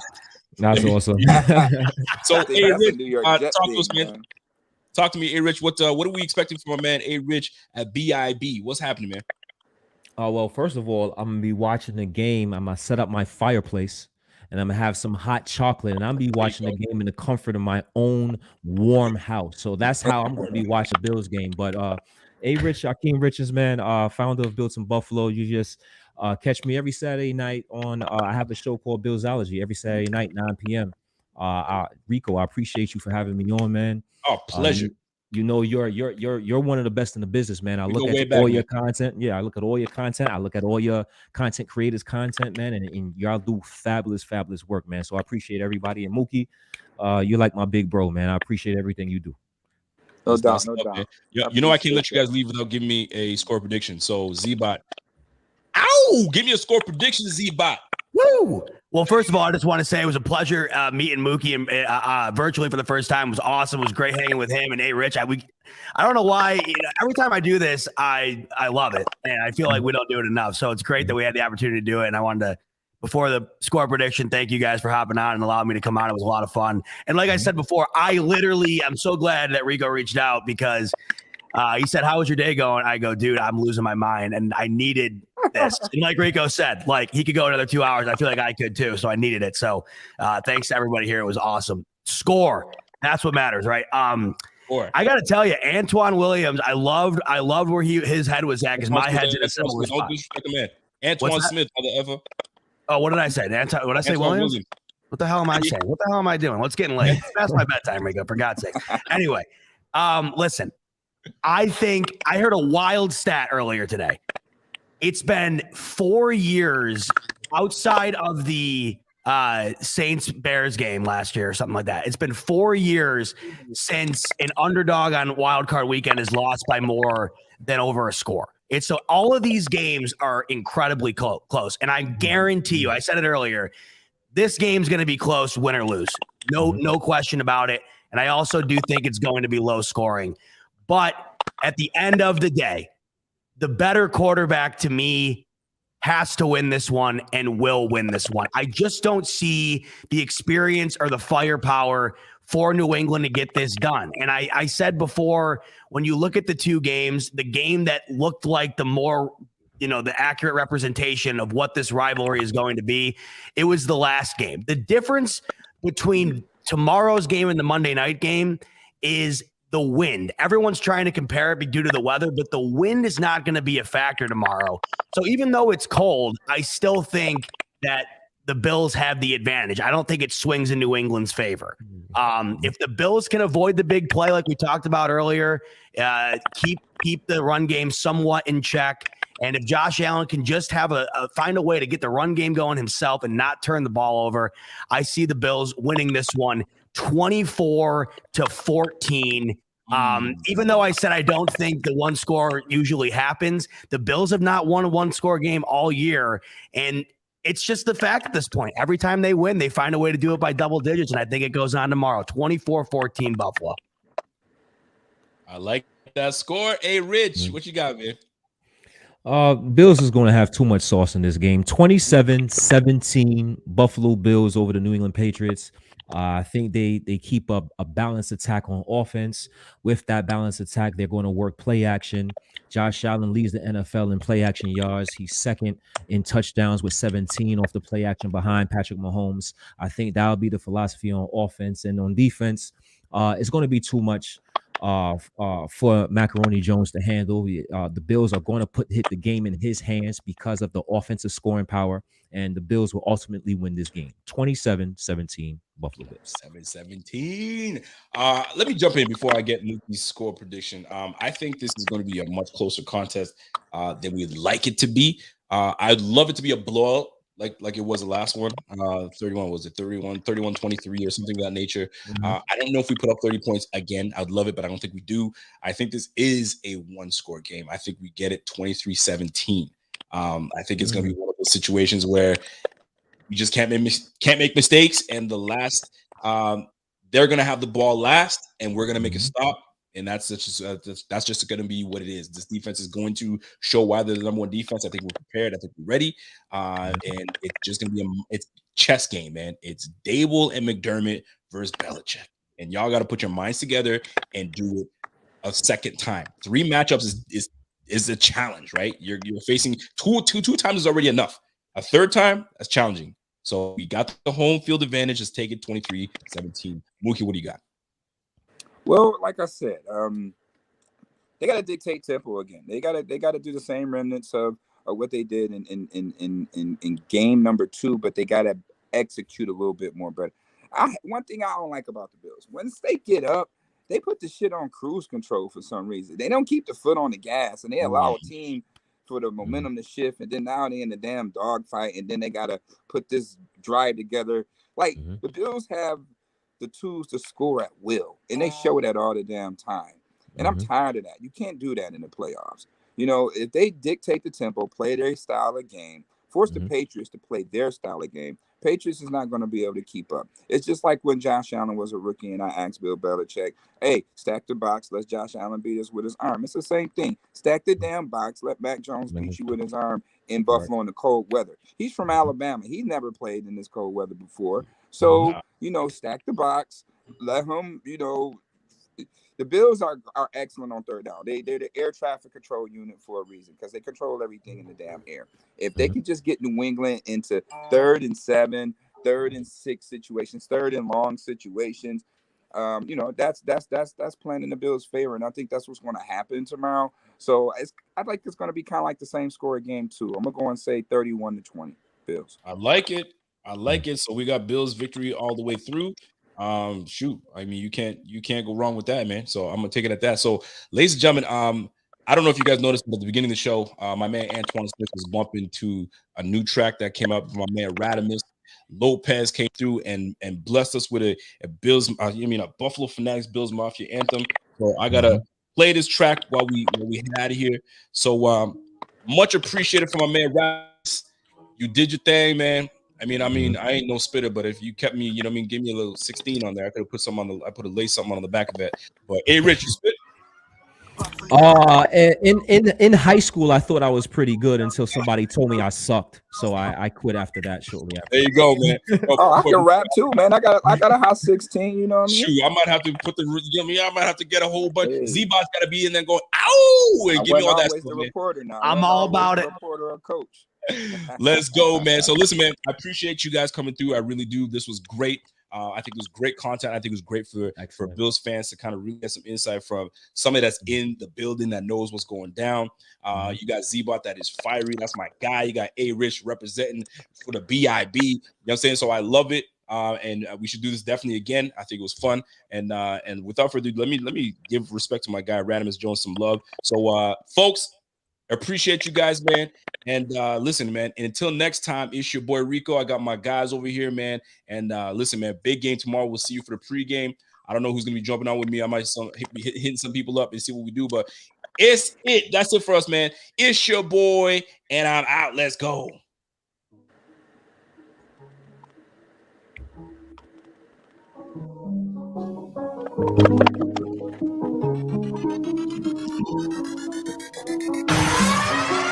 Buffalo, Buffalo, Buffalo, Buffalo, Buffalo. Buffalo, Buffalo, Buffalo, Buffalo, Buffalo fanatics, Buffalo fanatics, Buffalo fanatics, Buffalo fanatics, Buffalo, Buffalo, Buffalo, Buffalo, Buffalo, Buffalo, Buffalo, Buffalo, Buffalo fanatics, Buffalo fanatics, Buffalo fanatics, Buffalo fanatics. It's the Rico report.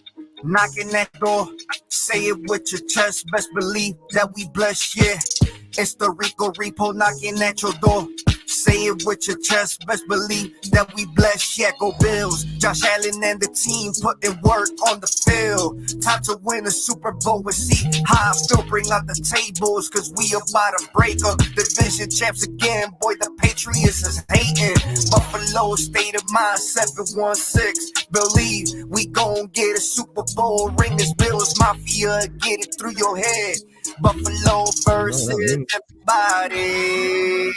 Buffalo, Buffalo, Buffalo, Buffalo, Buffalo, Buffalo, Buffalo. I had to come back on. Have a little bit. I'm bouncing. Hey, hey, hey, Buffalo, Buffalo, Buffalo, hey. Yo, Radimus, you did your thing, baby. Hey. Great job. Y'all stick around, stick around. Buffalo fanatics, Buffalo fanatics. Hey, yo, shout out to Rico, man. Shout out to the campaign and all the Buffalo fanatics. Bills Mafia, go Bills. It's your boy Radimus. Let's get these dubs. Beast in the East. We taking over.